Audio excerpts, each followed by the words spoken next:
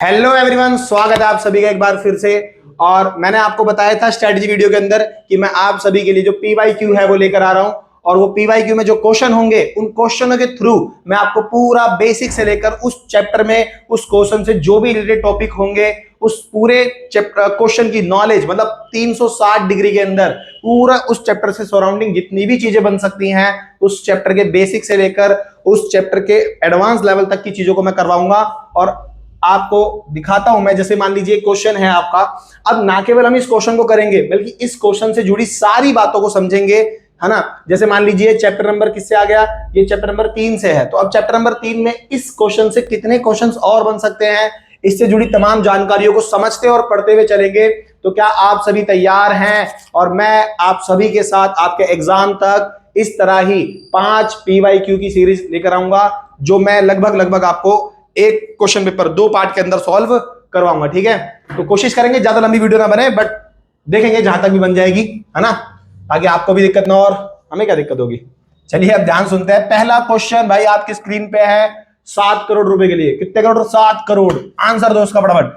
कह रहा है वी एस सुखतांकर की टीम का उद्देश्य क्या था। क्या बोल रहा है? वी एस सुखतांकर की टीम का उद्देश्य क्या था। अब ये क्वेश्चन पढ़कर आपको समझ में आ जाना चाहिए कि भैया ये जो क्वेश्चन है ये है चैप्टर नंबर 3 से। किससे है? चैप्टर नंबर 3 से क्वेश्चन है। अब एक बार मैं आपको चीजें समझाता हूं। देखिए, चैप्टर नंबर जो 3 है उसका नाम था बंधुत्व, जाति और वर्ग। ठीक, चैप्टर नंबर 3 के अंदर हमें यह पढ़ना था कि कैसे हमारा जो प्राचीन समाज था, एक्चुअली में देखो मैं आपको बताता हूं, हुआ ये कि हमारे जो इतिहासकार थे या जो हमारे पुरातत्वविद थे वो इस बात को जानना चाहते थे कि आज से कई साल पहले हमारे प्राचीन समाज में जो आज चीजें चल रही है क्या वो थी। जैसे आज स्त्रियों का अपमान होता है, क्या पहले भी होता था या आज ही होता है? जैसे आज जाति व्यवस्था है, ये पहले भी थी या आज ही हुई है? जैसे आज आप देखोगे विवाह के अपने नियम है, शादी करने के जो आप नियम बोलते हो ना कि भाई 2 गोत्र के व्यक्ति, 2 जाति के व्यक्ति शादी करेंगे आपस में, विवाह के जो नियम है ना, संस्कार करने के जो नियम है, हर धर्म के अपने कुछ नियम है। तो वो जानना चाहते थे कि ये नियम कब बने होंगे, किस समाज में इन नियमों की उत्पत्ति हुई होगी, ये नियमों को बनाया कैसे गया होगा। तो हम वही चीजों को समझेंगे इस चैप्टर में। ठीक, और आप देखोगे मतलब क्वेश्चन में कि जो इतिहासकार थे उन्होंने कहा कि हम प्राचीन समाज को समझना चाहते हैं।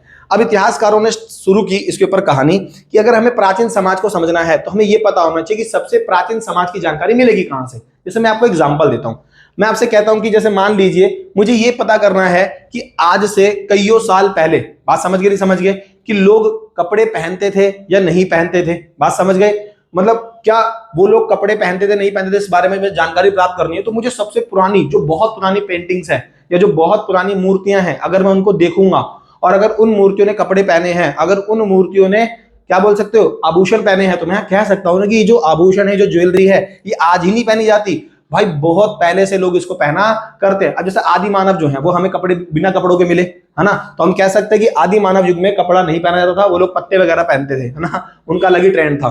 उर्फी जावेद थे वो। ठीक, जैसा आज उर्फी जावेद पहनती है, बट वो कह रहा है कि फिर हड़प्पा काल में कपड़े पहने जाते थे। तो आप देखोगे हड़प्पा काल में कपड़ों का चलन हुआ भारत में शुरू, है ना, यानी कि उससे पहले का अगर आप इतिहास देखोगे तो शायद भारत में वैसे लोग नहीं थे। तो हमने कैसे पता लगाया? हमने पुरानी चीजों को स्टडी करना शुरू किया। तो जस्ट वैसे ही इतिहासकार जो है ना, बात समझ गए, उन्होंने कहा कि एक प्राचीन समाज जिसको हम समझें, जिसको हम पढ़ें, और उस प्राचीन समाज से हमें चीजें पता चल जाएंगी कि हाँ जो चीजें आज हो रही हैं ये उस जमाने में भी हुआ करती थी। तो इतिहासकारों ने किसको समझने के लिए? इतिहासकारों ने प्राचीन समाज को समझने के लिए, किसको समझने के लिए? प्राचीन समाज को, सोसाइटी को समझने के लिए स्टडी करना शुरू करा। और उन्होंने कहा कि प्राचीन समाज को समझने के लिए हमारे पास एक बहुत फेमस पुस्तक है ना, जिसका नाम है महाभारत। क्या नाम है इसका? महाभारत। तो इतिहासकारों ने प्राचीन समाज को समझने के लिए महाभारत को पढ़ना शुरू किया। अब मुद्दा यह बनता है कि जो ये महाभारत है भैया क्या है? तो एक्चुअली महाभारत एक पुस्तक है। क्या? एक पुस्तक है जो प्राचीन हिंदू समाज को बताती है, हमारे धर्म से जुड़ी पुस्तक है। और ये पुस्तक बहुत सारे मैसेज, बहुत सारी चीजों, बहुत सारे क्रियाकलापों को दर्शाती है। अगर आप इस पुस्तक को बहुत बारीकी से पढ़ोगे तो आप प्राचीन समाज को समझ सकते हो, उस समय के रीति रिवाजों को समझ सकते हो, और उस समय जो चीजें होती थी उन चीजों को आप बहुत इजीली समझ जाओगे। क्योंकि देखो, जैसे मान लीजिए आपने इस पुस्तक को पढ़ा, इस पुस्तक में आपको पढ़कर एक बात पता चली कि भैया इस पुस्तक में एक कहानी आती है एकलव्य की। अब एकलव्य जो था वो शूद्र था, है ना, तो जब वो जाता है गुरु द्रोण के पास शिक्षा लेने के लिए तो उसे मना कर देते हैं, क्योंकि भाई वो शूद्र होता है। तो वो कहते हैं भाई हम नीची जाति के लोगों को क्या नहीं देंगे, शिक्षा नहीं देंगे। तो बताओ क्या हमें ये बात पता लगी नहीं लगी कि ये जो भेदभाव है ऊंची नीची जाति का, कि जो दलित व्यक्ति है, शूद्र व्यक्ति है, उसको शिक्षा लेने का अधिकार नहीं होगा, ये आज ही नहीं था, ये प्राचीन समाज से चलता आ रहा है। क्योंकि इस बात का एविडेंस हमें कहां मिलता है? महाभारत के अंदर मिलता है कि नहीं मिलता? मिलता है ना। तो यही चीज मैं आपको समझा रहा था, समझ आई बात? ठीक, तो महाभारत को स्टडी करना शुरू किया गया, लेकिन लेकिन लेकिन मेन मुद्दा ये था कि महाभारत को, जिस महाभारत को पढ़कर इतिहासकार समाज को बताएंगे कि ये चीजें समाज में पहले भी चलती थी, वो महाभारत उन्होंने पढ़ी कैसे? क्योंकि महाभारत एक बुक के रूप में लिखी नहीं थी। महाभारत अलग अलग पार्ट में अलग अलग लोगों ने अलग अलग कहानियों को अलग अलग भाषा में, क्या बोला? महाभारत को अलग अलग पार्ट में अलग अलग लोगों ने अलग अलग जगह पे अलग अलग भाषा में लिखा हुआ था। अब जैसे कुछ महाभारत के अवशेष, कुछ कहानियां केरल में मिली, कुछ अवशेष महाभारत के, कुछ कहानियां हमें जम्मू कश्मीर, अफगानिस्तान की तरफ। तो महाभारत की जो भी कहानियां हैं वो भारत के कई सारे भागों में फैली हुई थी, समझ रहे हो, है ना। और कई सारे भागों में फैले होने के नाते, अलग अलग भाषा में लिखे होने के नाते, अलग अलग लोगों के द्वारा अलग अलग कहानियों को लिखे होने के नाते, हमें सबसे मेन काम क्या था कि सबसे पहले हम जो अलग अलग चीजें हैं ना, इनको इकट्ठा करें, इकट्ठा कर इन सब चीजों को पढ़ें, और पढ़कर हम एक महाभारत की बुक तैयार करें जिसमें पूरी कहानी टू द पॉइंट हो, शुरू से लेकर एंड तक। ठीक, तो यही चीज महाभारत को कंप्लीट तैयार करने का काम सौंपा गया 1919 में। किसको सौंपा गया बताओ? ये काम सौंपा गया 1919 में प्रसिद्ध संस्कृत के विद्वान जिनका नाम था वीएस सुक्तांकर। क्लियर है? ये कौन थे? संस्कृत के विद्वान थे जिनका नाम क्या था? वीएस सुक्तांकर। बात समझ गए? इनको ये काम सौंपा गया, और इनको काम क्या सौंपा गया कि आपको महाभारत की जितनी भी पांडुलिपियां हैं उन सबको इकट्ठा करना है, इकट्ठा कर उन्हें स्टडी करना है और महाभारत को तैयार करना है। तो वीएस सुक्तांकर और उनकी टीम को एक काम मिला कि आप सभी को समालोचनात्मक संस्करण तैयार करना है। समालोचनात्मक मतलब होता है कि समस्त जितनी भी चीजें हैं, समस्त। लोचनात्मक मतलब होता है पढ़कर, संस्करण मतलब होता है पब्लिश कर देना, पब्लिक यानी कि छाप देना। तो यानी कि इसी को बोलते हैं समालोचनात्मक संस्करण तैयार करना। किसका? महाभारत का। और ये जिम्मेदारी किसको दी गई थी? वीएस सुक्तांकर को। मेरी बात क्लियर है? यहां से समझ आई? तो वीएस सुक्तांकर और उनकी टीम को यह काम दिया गया और वो इस काम में लग गए। वीएस सुक्तांकर संस्कृत के कहते बहुत बड़े विद्वान। और इसके बाद वीएस सुक्तांकर ने भारतीय उपमहाद्वीप के अंदर, कहां पर? भारतीय उपमहाद्वीप में जितनी भी महाभारत से लिखी हुई क्या थी? पांडुलिपियां। क्या थी? जितनी महाभारत से लिखी हुई पांडुलिपियां, उन सभी पांडुलिपियों को इकट्ठा किया। क्या किया? उन सबको इकट्ठा किया, और फिर इकट्ठा करके उन सभी पांडुलिपियों को स्टडी करना शुरू कर दिया। क्या करना शुरू कर दिया? स्टडी। जैसे मान लीजिए कुछ पांडुलिपि हमें मिली केरल से, कुछ तमिलनाडु से, कुछ जम्मू कश्मीर से, कुछ हमें असम से मिल गई। तो जहां जहां से हमें जो जो पांडुलिपि मिली, हमने सबको पहले इकट्ठा कर लिया। फिर उन सब पांडुलिपियों को एक एक करके स्टडी करना शुरू किया, उनको समझना शुरू किया कि भाई इस पांडुलिपि में क्या कहानी लिखी है, इसमें क्या कहानी लिखी है। और एक अच्छी बात क्या थी कि बहुत सारी पांडुलिपियां जब इकट्ठा की गई, उन सबको पढ़ा गया, तो एक कहानी तैयार होना शुरू हो गई कि यार देखो, इस पांडुलिपि के अंदर लिखा है कि पांडव 5 थे, इसमें लिखा है कौरव 100 थे, इसमें लिखा है पांडव 5 थे, इसमें लिखा है कौरव 100 थे। तो जब चीजें सेम सेम मिलना शुरू हुई तो वो एश्योर हो गए कि हाँ ये चीज सही है कि वो पांडव 5 थे और कौरव 100 थे, और कहानी बनना तैयार हुई। और जैसे जैसे समानता मिलती गई, जैसे मान लीजिए कोई कहानी है, अब उस कहानी को किसी व्यक्ति ने लिखा है ना, अपनी पांडुलिपि के अंदर, और सेम ही बात को 3-4 लोगों ने भी लिख रखा है, तो इस बात से मैं कंफर्म हो सकता हूं कि ये घटना सही है, क्योंकि 3-4 राइटर जो दूर दूर के हैं, अलग अलग भाषा में इसको लिख रहे हैं, तो सत्य घटना पे हो सकता है, मैं इसे मान सकता हूं। जैसे कोई मुझसे कह रहा है कि भाई नितिन ने चोरी की है, समझ गए, लेकिन सिर्फ एक ही बंदा कह रहा है, बाकी 99 लोग क्या कह रहे हैं? नितिन ने चोरी नहीं की, और एक कह रहा है की है, तो हो सकता है भैया ये गलत हो, समझ गए, क्योंकि 99 क्या है? मेरे एक मेरे पक्ष में, बाकी मेरे विपक्ष में, तो मैं यहाँ नहीं। लेकिन 99 अगर मेरे पक्ष में, मेरे को बोलते कि नितिन ने चोरी की और एक बोले नहीं की है, तो भैया मैंने की है, इसका मतलब चोरी। तो वही चीज समानता ढूंढी गई, और धीरे धीरे समानताओं को मिलाते हुए कहानी तैयार करना शुरू हुई स्टडी करके। और इस तरह पूरी महाभारत को तैयार करने में कितने वर्ष लग गए? 47 वर्ष लग गए। कितने वर्ष लग गए थे?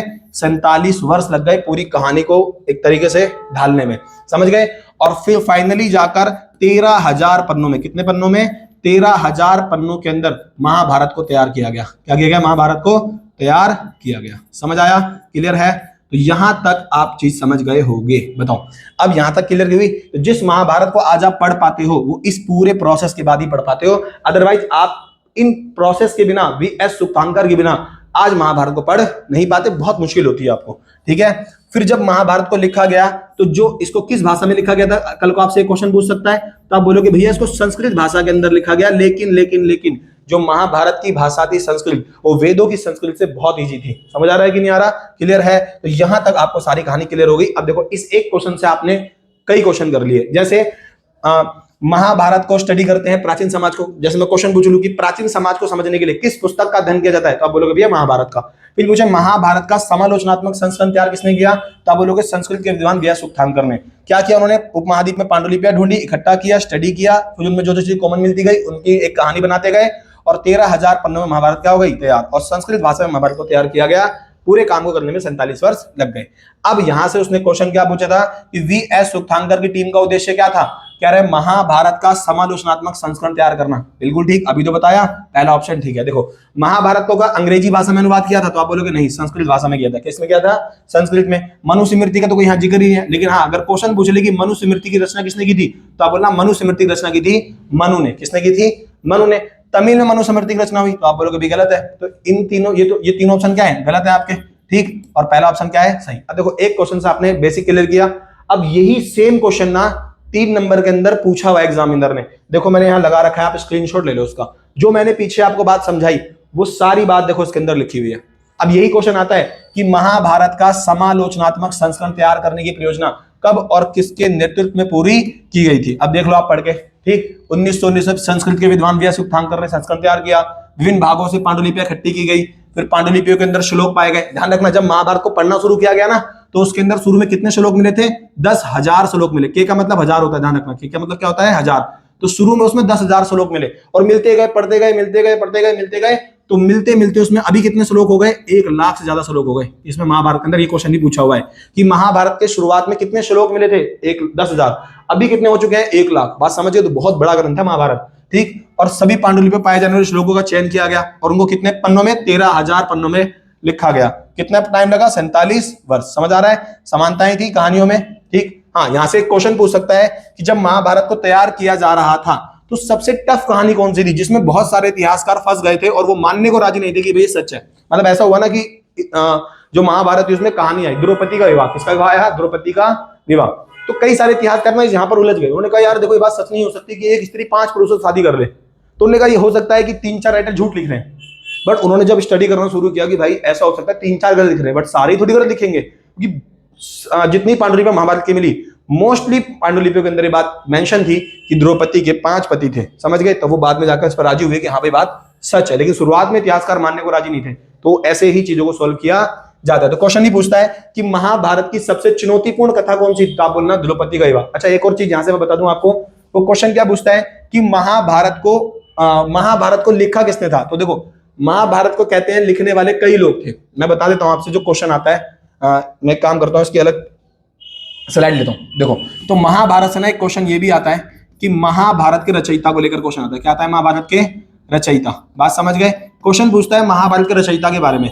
तो 3 चीजें बस आप यहां पर ध्यान रखना। देखिए, कई लोग कहते हैं कि जो महाभारत है उसको अगर मैं साहित्य के अनुसार बताऊं, कहानियों के अनुसार बताऊं, वैदिक कहानियों के अनुसार बताऊं, तो कहते हैं साहित्य के अनुसार महाभारत के जो रचयिता हैं वो किसको माना जाता है, महर्षि वेद व्यास को। किसको माना जाता है, महर्षि वेद व्यास। ये क्या माने जाते हैं, महाभारत के साहित्यिक रचयिता। लेकिन ध्यान रखना, महर्षि वेद व्यास ने किससे लिखवाया था, गणेश जी से। किससे लिखवाया था, ये गणेश जी से। आपने गणेश जी की मूवी के अंदर देखा भी होगा कि महर्षि वेद व्यास जी इसको लिखते हैं, बट लिखते लिखते उनका पंख टूट जाता है, मोर का पंख से जो लिखते हैं। फिर वो बहुत परेशान होते हैं, कहते इतनी सारी कहानियां भाई मैं कैसे लिखूंगा। फिर वो महादेव के पास जाते हैं, महादेव से वो कहते हैं ना कि भाई मुझे आप हेल्प करो उसमें। तो अपने बेटे को भेजते हैं गणेश को, तो गणेश जी भी लिखते हैं तो उनका पंख टूट जाता है। फिर वो अपना दांत तोड़ते हैं, समझ गए, और फिर अपने दांत से लिखते हैं, एक दंत यहीं पे उनका नाम पड़ता है। तो जस्ट वैसा ही कॉन्सेप्ट था। अब ये साहित्य के अनुसार कहते हैं ना, महर्षि वेद व्यास जी ने किससे लिखवाई थी, गणेश जी से, ठीक है ना, समझ गए।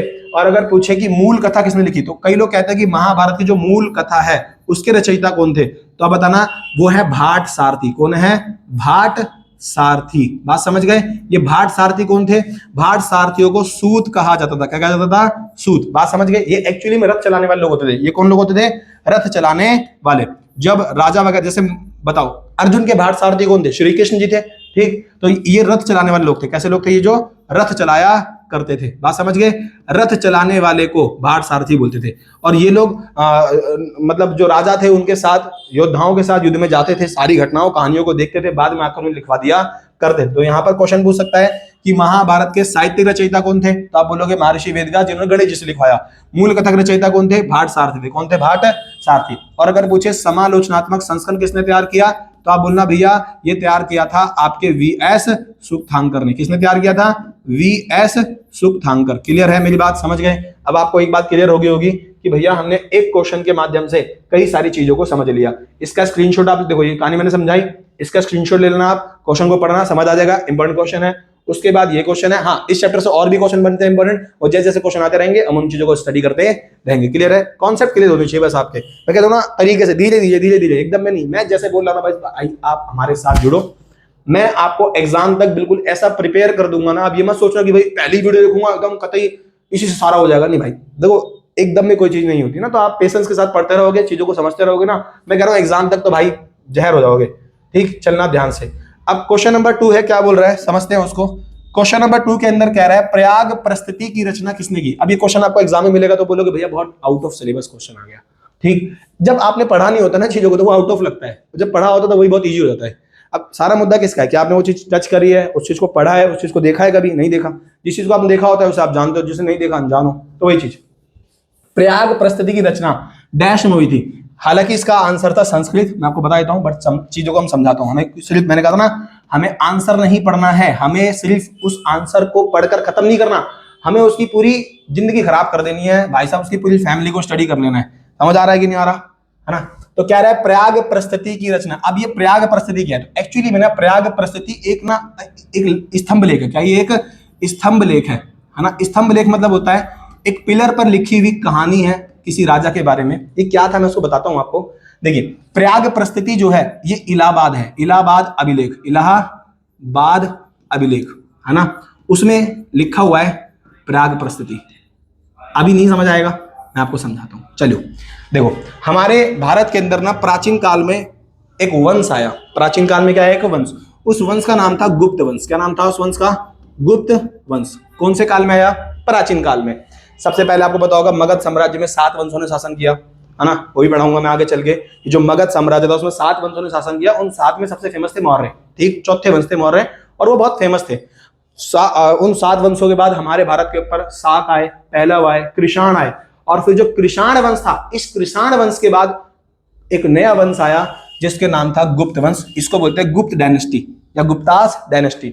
गुप्त वंश के टाइम को भारत के इतिहास का स्वर्णिम काल कहते हैं। क्या कहते हैं? स्वर्णिम काल। यानी कि इस टाइम में भारत के अंदर काफी चीजें डेवलप हुई। बात समझ गए, है ना? तो गुप्त वंश के टाइम को भारत के इतिहास का क्या बोलते हैं? स्वर्णिम काल, the golden era of Indian history, है ना, गुप्ता पीरियड। बात समझ गए?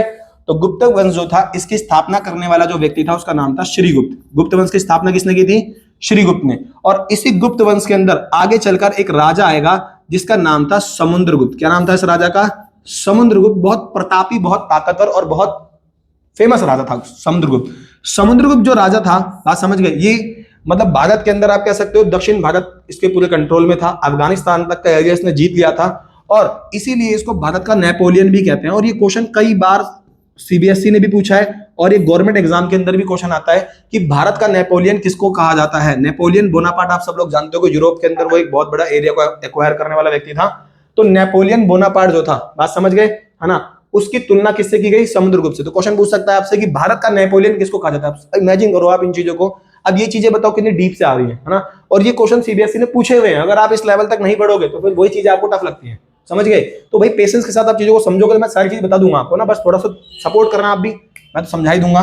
नेपोलियन की तुलना की गई थी और कहते थे कि समुद्रगुप्त का दक्षिण भारत पे कब्जा था। किस पे कब्जा था? दक्षिण भारत पे। इसीलिए कहते थे, कहावत थी कि समुद्रगुप्त का घोड़ा 3 समुद्रों का पानी पीता था। इसका मतलब सिर्फ यही था, कहने का एक सेंस था कि समुद्रगुप्त का घोड़ा 3 समुद्रों का पानी पीता है, इसका मतलब था दक्षिण भारत पे उसका कब्जा था। समझ गए? नहीं समझ गए? क्लियर? क्योंकि आप जानते हो हमारा जो दक्षिण भारत है उसमें ये हो गया साउथ वाला, जिसे आप बोलते हो नीचे हिंद महासागर, ये हो गया हमारा ईस्ट वाला एरिया हो गया, और ये वेस्ट वाला हो गया। इधर हो गया अरब सागर, इधर हो गया बंगाल की खाड़ी, नीचे हो गया हिंद महासागर। मतलब इस पूरे एरिया पे कब्जा था किसका? समुद्रगुप्त का। बस ये कहने का मतलब था। समुद्रगुप्त जो था, आप जैसे जानते हो आज के टाइम पर जो सेलिब्रिटी होते हैं वो अपने साथ कुछ लोगों को लेकर चलते हैं। कैमरा मैन होता है, कंघी वंगी करने वाला होता है, मेकअप वेकअप करने वाला होता है ना, और सोच रहा बहुत सारे लोग होते हैं उनके पास, वो तो भाई सेलिब्रिटी है ना। इधर सोच रहा हमारे पास कंघी है, मेरे तो बाली नहीं, कंघी कहां से होगी? ध्यान सुनो, ठीक। तो समुद्रगुप्त जो है वो जो पहले जमाने के राजा थे ना, उनके पास फोटोग्राफर तो होते नहीं थे, तो वो अपने साथ ना इतिहासकार रखते थे। एक्चुअली में राजकवि बोलते थे उसको। क्या बोलते थे? राजकवि। जिसका बेसिकली काम ये होता था कि राजा से जुड़ी सारी बातों को वो लिखता रहेगा, वो बताता रहेगा, राजा की विशेषताओं को लिखेगा, राजा की कहानियों को लिखेगा, राजा के युद्ध को लिखेगा, जो जो राजा उसे देगा वो बताएगा, वो उसे लिखता रहेगा, ताकि राजा अपना इतिहास तैयार करवा सके और आने वाली पीढ़ियां उस राजा के बारे में जानकारी प्राप्त कर सके और राजा के बारे में पढ़ सके। समझ गए?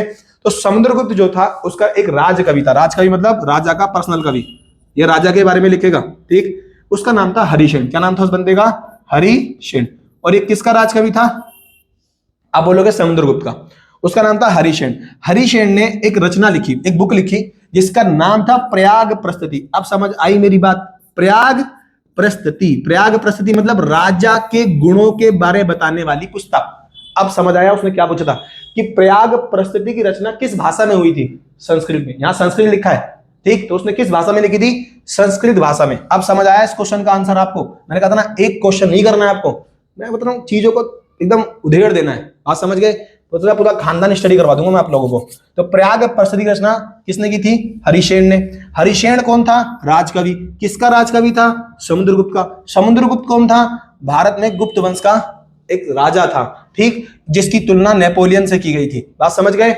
और क्वेश्चन पूछे, अच्छा जैसे आपसे मैं एक इंटरेस्टिंग चीज बताता हूं, आपको पता है शतरंज हमारे भारत में क्या खेला जाता है? शतरंज खेला जाता है। तो क्वेश्चन पूछे शतरंज की शुरुआत किस टाइम पर हुई थी? गुप्त वंश के टाइम पर हुई थी। इसकी शुरुआत, शतरंज की शुरुआत। एक और चीज बताऊं मैं आपको, बाल विवाह की शुरुआत भी किस टाइम पर हुई थी? इन्हीं के टाइम पर हुई थी। ससुरा पता नहीं किसने बाल विवाह बंद कर दिया, अब तक मेरे 3-4 बच्चे होते। ससुरा इतना बड़ा हो गया, शादी नहीं हो रही है। तो बाल विवाह इसी ने शुरू करवाया था, गुप्त वंश ने, मतलब बंद किसने करवा दिया? और शतरंज की शुरुआत भी इन लोगों ने की थी गुप्त वंश के टाइम पे। देखो इंटरेस्टिंग चीजें ऐसे पता चलती रहेंगी आपको, एग्जाम में पूछेगा दुनिया आपके, बट बता दिया मैंने आपको, ठीक है। और जो गुप्त वंश के लोग थे, इनकी एक फेमस बात ध्यान रखना, इन्होंने बहुत ज्यादा सोने के सिक्के डाले। क्या डाले उन्होंने? सोने के सिक्के। तो क्वेश्चन पूछे सोने के सिक्के सर्वाधिक, अगर क्वेश्चन पूछे ना सोने के सिक्के या भारत में सिक्कों का प्रशन शुरू करने वाले कौन थे, है ना, तो वो थे आपके कृष्ण वंश के लोग। लेकिन सर्वाधिक शुद्ध सोने के सिक्के इसने मतलब ढाले वो गुप्त वंश के लोगों ने। किसने डाले थे? गुप्त वंश। अब यहां से आपको बताओ कितनी चीजें क्लियर हुई। प्रयाग प्रस्तुति समझ आया। क्वेश्चन पूछे प्रयाग प्रस्तुति जो अभिलेख है वो कहां पर है? इलाहाबाद में। कहां है ये? इलाहाबाद में। प्रयाग प्रस्तुति बुक किसने लिखी थी? हरिशेन ने। और हरिशेन कौन था? समुद्रगुप्त राजकवि। और किस भाषा में लिखी थी? संस्कृत। बोलो आया मजा? चीजें क्लियर हुई? समझ आ रहा है? दूसरा क्वेश्चन भी कंप्लीट होता है और दूसरे क्वेश्चन में आपने इतनी सारी नॉलेज को गेन कर लिया। नेक्स्ट क्वेश्चन देखते हैं। अच्छा ये देखो जो मैंने आपको क्वेश्चन बताया ना, उसी का मैंने यहाँ पर, ये मेरे नोट्स है सारे, ठीक है ना, जो मैं नोट्स में पढ़ाता हूं उसी का ये सारा क्वेश्चन। देखो क्या बोल रहा है यहाँ पे, गुप्त शासकों का इतिहास लिखने में सहायक स्रोत, गुप्तकालीन शासकों के इतिहास की पुनर्रचना में प्रयुक्त स्रोत। अब देख लो, गुप्त काल के इतिहास के मुख्य स्रोत है साहित्य, सिक्के और अभिलेख। इसके अलावा कवियों द्वारा राजा और स्वामी की प्रशंसा में लिखी गई चीजें, जैसे इलाहाबाद पढ़ाया था ना, वो अभिलेख कहां लिखा है? इलाहाबाद का अभिलेख जिसका नाम था प्रयाग प्रस्तुति। इसकी रचना किसने की थी? समुद्रगुप्त के राजकवि हरिशेन ने। किस भाषा में की थी? संस्कृत। आगे आंसर, ठीक। और इसमें उसने अपने राजा के बारे में बहुत सारी चीजें बताई थी। हालांकि कई इतिहासकार बोलते हैं कि जो समुद्रगुप्त का राजकवि हरिशेन है वो तथ्य के आधार में लिख रहा है, वो ससुरा राजा का राजकवि है इसलिए बढ़ा चढ़ाकर लिख दे रहा है, ठीक। तो इसीलिए कई सारे इतिहासकार समुद्रगुप्त के द्वारा बताई गई बात को काव्यात्मक मानते हैं, तथ्यात्मक नहीं मानते। अब ये काव्यात्मक तथ्यात्मक मतलब क्या होता है? देखो जो चीज कहानी की, जैसे मैं आपसे लिख रहा हूँ कि पता एक बार मैं जंगल में गया, मैंने शेर देखा, शेर ने मुझे देखा, मैंने शेर को देखा, फिर शेर ने मुझे देखा, मैंने ऐसा करा, भाऊ शेर डर गया। वह कितना झूठ बोल रहा है, सुअर इंसान है तू, समझ गया? शेर डर रहा है, समझ गए? नहीं समझ गए? तो वो झूठ है। तो ये काव्यात्मक मतलब कहानी सुना रहा हूँ बच्चों वाली, ठीक। मैं कह रहा हूँ तथ्यात्मक, मैंने शेर को देखा, शेर ने मुझको देखा, फिर जैसे मैंने शेर को देखा दोबारा, शेर खा गया मुझे। ये तथ्य था भाई, सच है ये, क्लियर, मतलब फेंक नहीं रहा मैं यहाँ पे। तो वो ना हरिशेन लिखता क्या है अपने समुद्रगुप्त के बारे में? कहता है हमारा समुद्रगुप्त महान विजेता है, परमात्मा पुरुष है, भले की समृद्धि, बुरे का विनाश करने वाला, अजय है, करुणामय है, दानी, पीड़ितों को सहायक, उदार, देवतुल्य है। बताओ अब कई इतिहासकार क्या बोलते हैं कि भाई तथ्यात्मक विवरण की अपेक्षा काव्यात्मक ग्रंथ मानते हैं। बोलते हैं भाई बहुत ज्यादा इसने बखान कर दिया, कुछ ज्यादा ही फेंक रहा है ये, ऐसा भी इतना नहीं हो सकता, देवतुल्य वेतुल्य, ठीक। हाँ फेमस होगा वो अलग बात है, बट जो वो कह रहा है कि हरिशेन है वो राजकवि है, इसलिए वो बहुत ज्यादा बड़ा चढ़ाकर लिख रहा है, क्योंकि हमें इतना एविडेंस नहीं मिलते। तो ये बात भी ध्यान में रखना। तो ये क्वेश्चन का स्क्रीनशॉट ले लेना आप लोग, ये भी क्वेश्चन पूछता है। नेक्स्ट क्वेश्चन देखते हैं हम, तीसरा हड़प्पा सभ्यता से क्वेश्चन आ गया। किससे आ गया? हड़प्पा। हड़प्पा सभ्यता को भी धीरे धीरे पढ़ते हुए चलेंगे, कोई दिक्कत वाली बात नहीं है। चलो एक बार हड़प्पा सभ्यता का ओवरव्यू दे दूं मैं आपको। हड़प्पा सभ्यता के शिल्प उत्पादन, शिल्प मतलब क्या होता है आप जानते हो? जैसे आजकल की लड़कियां ज्वेलरी पहनती है ना, जैसे कोई भी चीज आप ज्वेलरी में काम में आती है, धातु वगैरह जिसे बोलते हो, शिल्प में आ गई सारी, ठीक है ना, क्लियर। शिल्प उत्पादन केंद्रों में निम्नलिखित में से कौन सी चीजें पाई जाती थी? मैं भी बताता हूं आपको। देखो हड़प्पा सभ्यता, पहले हड़प्पा सभ्यता जुड़ी कुछ चीजें समझ लेते हैं। देखो मैं आपको बताऊं, हमारे भारत के अंदर एक संस्था है, उसका नाम है भारतीय पुरातत्व विभाग। क्या नाम है उसका? भारतीय पुरातत्व विभाग। बात समझ गए? कि जो हमारे भारत के अंदर भारतीय पुरातत्व विभाग है ना, इसकी स्थापना किसने की थी? भारतीय पुरातत्व विभाग की स्थापना करने वाला कौन था? कनिंघम। कौन था? Cunningham, Alexander Cunningham. और कनिंघम को ही the father of archaeological survey of India कहते हैं। क्या कहते हैं? The father of archaeological survey of India. भारतीय पुरातत्व का जनक किसे कहा जाता है? कनिंघम को। भारतीय पुरातत्व की स्थापना किसने की? कनिंघम ने। भारतीय पुरातत्व विभाग का पहला अध्यक्ष कौन था? कनिंघम था। समझ गए? और कनिंघम आगे पढ़ाऊंगा डिटेल में, बस अभी यहाँ ओवरव्यू दे रहा हूं मैं आपको, समझना ध्यान से। कनिंघम को हड़प्पा सभ्यता के अवशेष मिले थे, अवशेष इन द सेंस साक्ष्य मिले थे, बट कनिंघम हड़प्पा सभ्यता के साक्ष्यों को समझने में क्या हो गया था? फेल हो गया था। ये बात ध्यान रखना, ठीक। और इसको भ्रम हो गया था। क्या हो गया था? कनिंघम को भ्रम हो गया था कि जो मुझे वस्तुएं मिली हैं वो हड़प्पा सभ्यता की नहीं, गंगा घाटी सभ्यता के हैं। लेकिन कनिंघम के बाद जो नया डायरेक्टर आया था, दूसरा डायरेक्टर, वो कौन था? John Marshall. कौन था? John Marshall. बात समझ गए? और जो जॉन मार्शल था, इसके अंडर में दो लोग काम करते थे। एक का नाम था दयाराम साहनी और एक का नाम था रखलदास बनर्जी। ये बात ध्यान रखना। दयाराम साहनी ने 1921 में एक शहर खोजा हड़प्पा सभ्यता का, जिसका नाम था हड़प्पा। और रखलदास बनर्जी ने 1922 में एक शहर खोजा जिसका नाम था मोहनजोदड़ो। क्या नाम था? मोहनजोदड़ो। मोहनजोदड़ो, ठीक। 1922 में खोजा। कब खोजा? 1922 में। और इन दोनों ने अपने अपने शहरों की तुलना करी तो उन्होंने पाया कि हमारे दोनों द्वारा खोजे गए शहर सेम है, ठीक। और इन्होंने इस बात की जानकारी, जब जॉन मार्शल हुई तो पूरी टीम उतरी वहां पे, और फाइनली 1924 में पूरी दुनिया को किसकी जानकारी मिली? सिंधु घाटी सभ्यता की। तो सिंधु घाटी सभ्यता की खोज कब हुई? अगर क्वेश्चन पूछेगा तो आप आंसर क्या दोगे? 1924 में। हड़प्पा की खोज कब हुई? 1921 में। मोहनजोदड़ो की खोज कब हुई? 1922 में। यहीं पर क्वेश्चन फंसाता है आपको। अब एग्जामिनर बड़ा हरामी है, चुलट किस्म का इंसान है एग्जामिनर। एग्जामिनर क्या करता है? क्वेश्चन पूछता है हड़प्पा की खोज कब हुई। अब ससुरा सभ्यता नहीं लगा रहा है वो, हड़प्पा सिर्फ पूछ रहा है। तो हड़प्पा की खोज हुई 1921 में, लेकिन हड़प्पा सभ्यता की खोज कब हुई? तो उसका आंसर होगा 1924 में। ये बात ध्यान रखना, छोटी छोटी चीज में आपको उलझा देगा, ठीक। अब हड़प्पा सभ्यता में जॉन मार्शल। जॉन मार्शल के बाद तीसरा बंदा जो बनेगा डायरेक्टर, उसका नाम था R.E.M. व्हीलर। क्या नाम था उस बंदे का? R.E.M. व्हीलर। ये कौन था? तीसरा डायरेक्टर था। ये बंदा पहले सेना के अंदर काम कर चुका था। किसमें काम कर चुका था? सेना में। बाद में प्रमोशन होकर कहां गया था? ये आर्कियोलॉजिकल सर्वे ऑफ इंडिया में काम करने के लिए, है ना। अब बताओ, आप सोच सकते हो एग्जामिनर किस लेवल तक का हरामीपना करता है। एग्जामिनर ने क्वेश्चन पूछा था कि भारतीय पुरातत्व विभाग में उस अध्यक्ष का नाम लिखो जो पहले सैनिक सेवा दे चुका था। करो आंसर। अब समझ आ रहा है कौन था? R.E.M. व्हीलर। और एक क्वेश्चन में बता दूं, क्वेश्चन ये पूछा हुआ था कि भारतीय पुरातत्व विभाग में उस डायरेक्टर या अध्यक्ष का नाम बताओ जो पहले यूनान में और क्रीट में काम कर चुका है, यानी कि वो पेशेवर है, एक्सपीरियंस वाला था। तो वो था जॉन मार्शल, क्योंकि ये पहले यूनान में और क्रीट जगह पे काम कर चुका था, प्रमोशन होकर यहां आया था। अब बताओ, और चौथा कौन बना था? यही बताता हूं।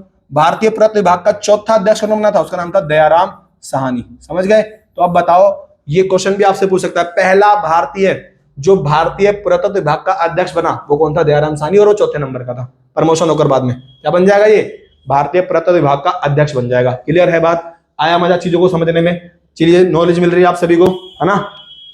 अब देखो, हड़प्पा सभ्यता में जब खोज शुरू हुई, जैसे वहां पर धातुएं खोजी गई, शिल्प उत्पादन चीजें खोजी गई, जो लोग मन के पहनते थे, जो लोग आभूषण पहनते थे, तो वो जो आभूषण या जो मन के पहन, जैसे आप लोग हो आज आभूषण पहनते हो तो उसमें गोल्ड है, मेरे को पता नहीं भाई, आभूषण वाले ज्यादा नॉलेज नहीं है मुझे, है ना। मैं पहनता ही नहीं आभूषण, आभूषण ससुरा।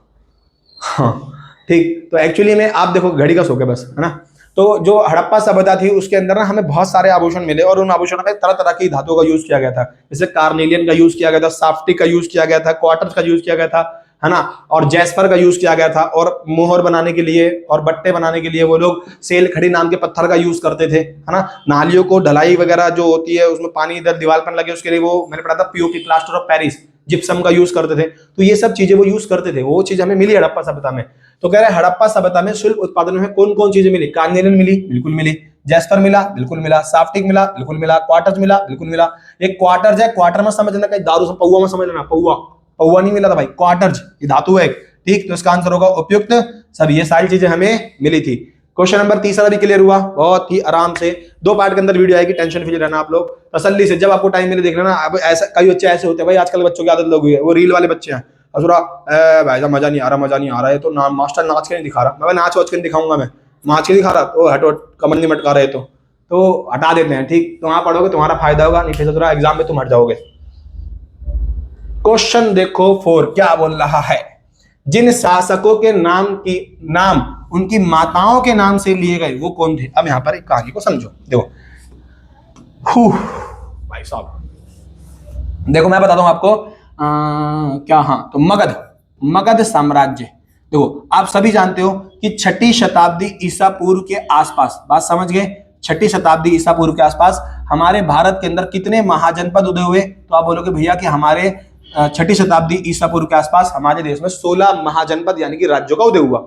उन 16 महाजनपदों में से भैया एक महाजनपद यानी कि राज्य था मगध, जो उस समय सबसे शक्तिशाली महाजनपद था। यहां से क्वेश्चन भी पूछता है कि मगध जो है वो शक्तिशाली महाजनपद क्यों था, आगे पढ़ा दूंगा, आएगा क्वेश्चन, ठीक। तो मगध शक्तिशाली क्यों था, धीरे धीरे पढ़ते हुए चलेंगे, नहीं समझे है ना, पहले जो क्वेश्चन उसको निपटाते हैं। एक क्वेश्चन यहां से बनता है, सबसे शक्तिशाली महाजनपद कौन था, मगध था। मगध पे 7 वंशों ने शासन किया। मगध साम्राज्य पे कितने वंशों ने शासन किया, मगध महाजनपद पे 7 वंशों ने। उन 7 वंशों को याद करने की ट्रिक समझ लो आप लोग, वो ट्रिक है हसीन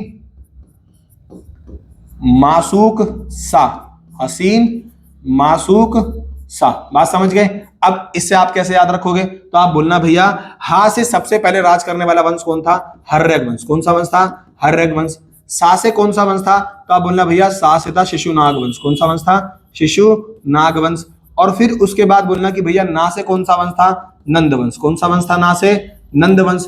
और फिर मां से जो था भैया उसका नाम था मौर्य वंश। क्या नाम था, मौर्य, जो आपको चैप्टर 2 में पढ़ना था। अब देखो बच्चे चैप्टर 2 में सिर्फ मौर्य वंश पढ़ लेते हैं, बट मौर्य वंश से पहले नंद वंश था, फिर शिशुनाग वंश था, उससे पहले हर्यक वंश था, और फिर आपको पढ़ना है शुंग वंश। क्या पढ़ना है, शुंग वंश, बात समझ आ रहा है ना। और इसके बाद कण्व वंश आया। कौन सा वंश आया, कण्व वंश आया। और कण्व वंश के बाद 7वां और लास्ट वंश था मगध पे राज करने वाला, दैट कॉल्ड सातवाहन वंश। इसके बाद मगध जो था ना वो खत्म हो गया, और मगध जो था वहां से जो पावर का सेंट्रलाइजेशन था वो महाराष्ट्र की तरफ चले जाएगा। हालांकि सातवाहन वंश मगध के टाइम पे ही उसकी जो पावर है वो महाराष्ट्र की तरफ डिस्ट्रीब्यूट कर देंगे। जस्ट नहीं समझ आई चीजों को, समझाता हूँ। मतलब जब तक ये वंश चल रहे थे शुरू के, है ना, तो जो सेंटर ऑफ पावर थी यानी कि जो राजधानी थी जहां राजा रहता है, जो पूरा एकदम महत्वपूर्ण राज्य था, वो था मगध। लेकिन धीरे धीरे ये लोग ना, सातवाहन वंश जो आएगा ये धीरे धीरे कहां की तरफ बढ़ना शुरू कर देगा, हालांकि इसको मारना शुरू कर देंगे शाक लोग। ये लोग धीरे धीरे महाराष्ट्र की तरफ चले जाएंगे, तो वहां पर पावर डिस्ट्रीब्यूट हो जाएगी, ठीक। वो चीज समझा रहा था मैं आपको। तो लास्ट वंश कौन था, सातवाहन वंश। समझ आ रहा है कि नहीं आ रहा। ये जो सातवाहन वंश था, देखो मौर्य वंश जो है इसकी स्थापना कब हुई थी, 321 ईसा पूर्व में। कब हुई थी मौर्य वंश की स्थापना, 321 ईसा पूर्व में। मगध पे राज करने वाला सबसे पहला वंश हर्यक वंश। आप अच्छे लेवल के एग्जाम की तैयारी करोगे तो आपको पता लगेगा एक वंश और था बृहदत्त वंश, बट वो आप उलझो मत उसमें, बस आप इतना ध्यान रखो। हर्यक वंश सबसे पहला वंश था। हर्यक वंश के बाद है शिशुनाग वंश, और शिशुनाग वंश में जो आखिरी राजा था धनानंद, उसकी हत्या कर चंद्रगुप्त मौर्य के द्वारा नंद मौर्य वंश की स्थापना की गई। मौर्य वंश के बाद शुंग वंश आया, फिर कण्व वंश, कण्व वंश के बाद है सातवाहन वंश। सातवाहन वंश जो थे ना, इसकी विशेषता क्या है कि ये लोग मात्र सत्तात्मक थे। ये लोग कैसे थे, मात्र सत्तात्मक। लेकिन यहां पर ना बच्चे कंफ्यूज मत हो जाना आप लोग। मात्र सत्तात्मक का मतलब होता है कि ये लोग ना अपने पिता के सरनेम की जगह माता का सरनेम लगाते थे, है ना। यहाँ की जो सत्ता थी वो मात्र सत्तात्मक थी, बट राजा यहाँ पर मेल ही होता था। ये बात कैसे जो मम्मियां राज कर रही है, नहीं, है ना, मतलब ये सत्ता मात्र सत्तात्मक थी। ये लोग मात्र मानसिकता को फॉलो करते थे, बट एक्चुअली में, है ना, ये जो सत्ता थी यहाँ लोगों के, पुरुषों के पास ही होती थी। बच्चे कंफ्यूज में रहते हैं ना कि यहाँ राजा महिलाएं हुआ करती है, ऐसा नहीं था, ठीक। तो ये लोग ना अपने नाम के आगे, जैसे मान लीजिए मेरा नाम है नितिन, है ना, तो मैं अपनी मम्मी का नाम आगे लगाऊंगा, फिर अपना नाम लूंगा, तो ये हो गया मेरा मात्र सत्तात्मक वाला सिस्टम, ठीक है। तो जो सातवाहन वंश के राजा हुए, इन्होंने अपने नाम से पहले अपनी माँ का नाम लगाया। तो कौन से वंश के लोग थे वो, जिन्होंने अपने नाम से पहले अपनी माँ का नाम लगाया, वो सातवाहन वंश के लोग थे। कौन से लोग थे, सातवाहन। इस वंश में एक राजा याद रखना बहुत फेमस है, उसका नाम था गौतमी पुत्र श्री सातकर्णी। क्या नाम था उसका, गौतमी पुत्र श्री सातकर्णी। गौतमी, अब ये गौतमी पुत्र, गौतमी कौन है, उसकी मम्मी का नाम है, पुत्र मतलब उसका बेटा है। बंदे का नाम क्या है, सातकर्णी। इस बंदे का नाम याद रखना, क्या नाम था इसका, गौतमी पुत्र सातकर्णी। क्वेश्चन 10 बार पूछा हुआ है कि गौतमी पुत्र सातकर्णी किस वंश का राजा था, सातवाहन वंश का, ठीक। अच्छा एक बात और ध्यान रखना कि सातवाहन वंश को पीटने के लिए एक वंश थे शाक। कौन थे, शाक। शाकों ने सातवाहन वंश को खूब मारा, इन दोनों लड़ाई बहुत चली।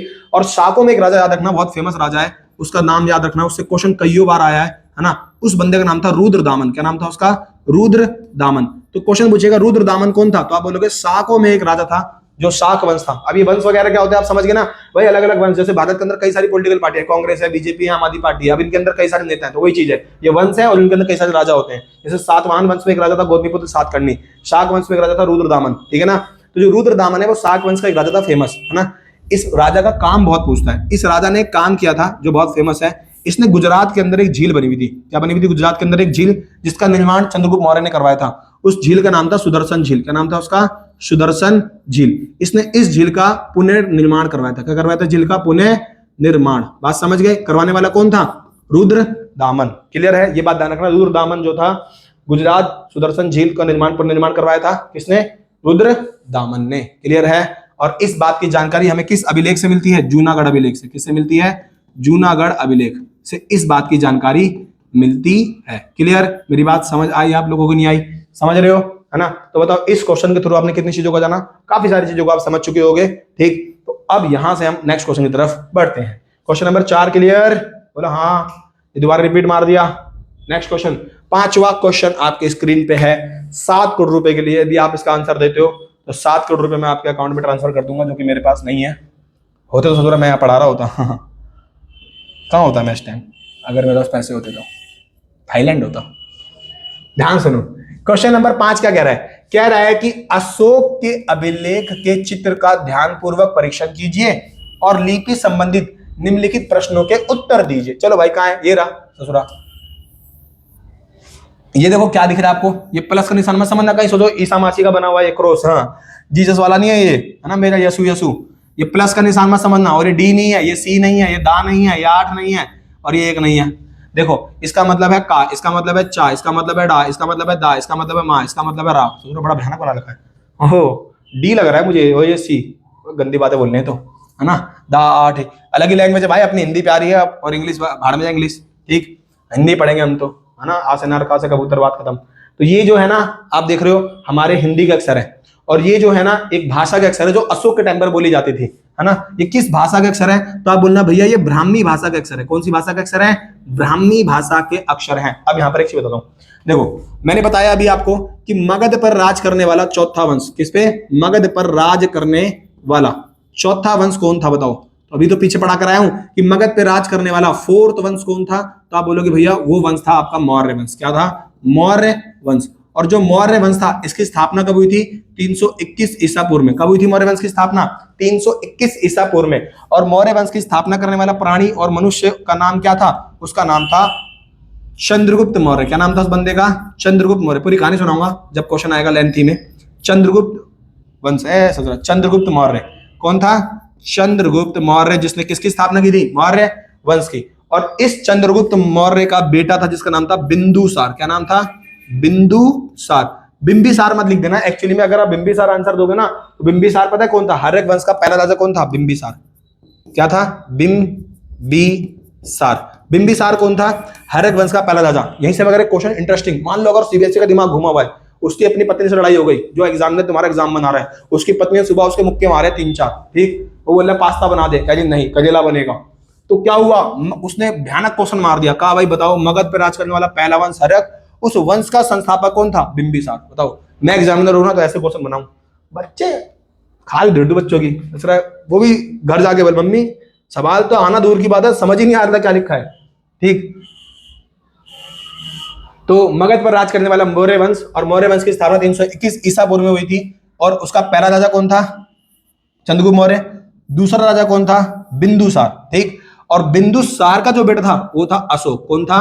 अशोक। ठीक, चक्रवर्ती सम्राट अशोक। अशोक राजा कब बनता है? अशोक राजा बनता है 269 ईसा पूर्व में। कब बनता है? 269 ईसा पूर्व में अशोक क्या बनता है? राजा। और अशोक जो है वो राजा बनता है, और अशोक राजा बनने के 9वें साल 261 ईसा पूर्व में आप सभी ने पढ़ा होगा, एक वॉर लड़ता है, बहुत फेमस वॉर था अशोक का, है ना। उस वॉर का नाम था कलिंग युद्ध। क्या लड़ता है अशोक? कलिंग युद्ध लड़ता है। कलिंग युद्ध। कलिंग किसको बोलते हैं वर्तमान में? उड़ीसा को। कलिंग युद्ध लड़ने के बाद अशोक को समझ आता है कि भाई जिंदगी में ना लड़ाई वड़ाई से कुछ नहीं रखा है, कभी मुझे अच्छे काम भी करने चाहिए। मैं हमेशा गलत करूंगा तो लोग मुझे मरने के बाद गलत तरीके से याद करेंगे, अगर मैं अच्छे काम करूंगा तो लोग मुझे मरने के बाद अच्छे तरीके से याद करेंगे। वो है ना कि मतलब देखो, 2 तरह के लोग होते हैं, जो एक आपकी बात प्यार से मान रहे हैं और एक आपकी बात डर से मान रहे हैं। लेकिन जो आपकी बात डर से मान रहे हैं, जिस दिन उनका डर खत्म हो गया, बात समझ गए ना, वो आप बात की बात मानना छोड़ देंगे, वो सिर्फ एक दबाव में है। लेकिन जो लोग आपकी प्यार से बात मान रहे हैं, वो जिंदगी भर आपसे प्यार से बात मानेंगे। महात्मा गांधी, भगत सिंह, ये सब लोग प्यार कमा कर गए, इन्होंने इज्जत कमाई है, नहीं समझे। और बाकी गुंडे बदमाश जो होते हैं वो क्या कमाते हैं? कुछ नहीं कमाते, मरने के बाद लोग गाली बकते हैं उनको ना, वही चीज। तो कलिंग युद्ध जो था, उसके बाद अशोक को एक चीज समझ आई कि मैंने एक जमीन के टुकड़े को जीतने के लिए, इतना बड़ा साम्राज्य है मेरे पास, मैंने कई लोगों को मार दिया। बाद में बताऊंगा, कभी कहानी फुर्सत मिलेगी तो पढ़ेंगे धीरे धीरे, अभी आपका एग्जाम टाइम है ना। फुर्सत से पढ़ाता तो मैं बताता, मैं क्लास के अंदर सब कहानी बता चुका हूँ, है ना, बट कोई नहीं, मैं धीरे धीरे बताऊंगा। तो अशोक ने कलिंग युद्ध लड़ने के बाद एक चीज रियलाइज करी कि यार देखो, मुझे ना एक्चुअली में जमीन का टुकड़ा जीतने के लिए इतने लोगों को मारने की आवश्यकता नहीं थी।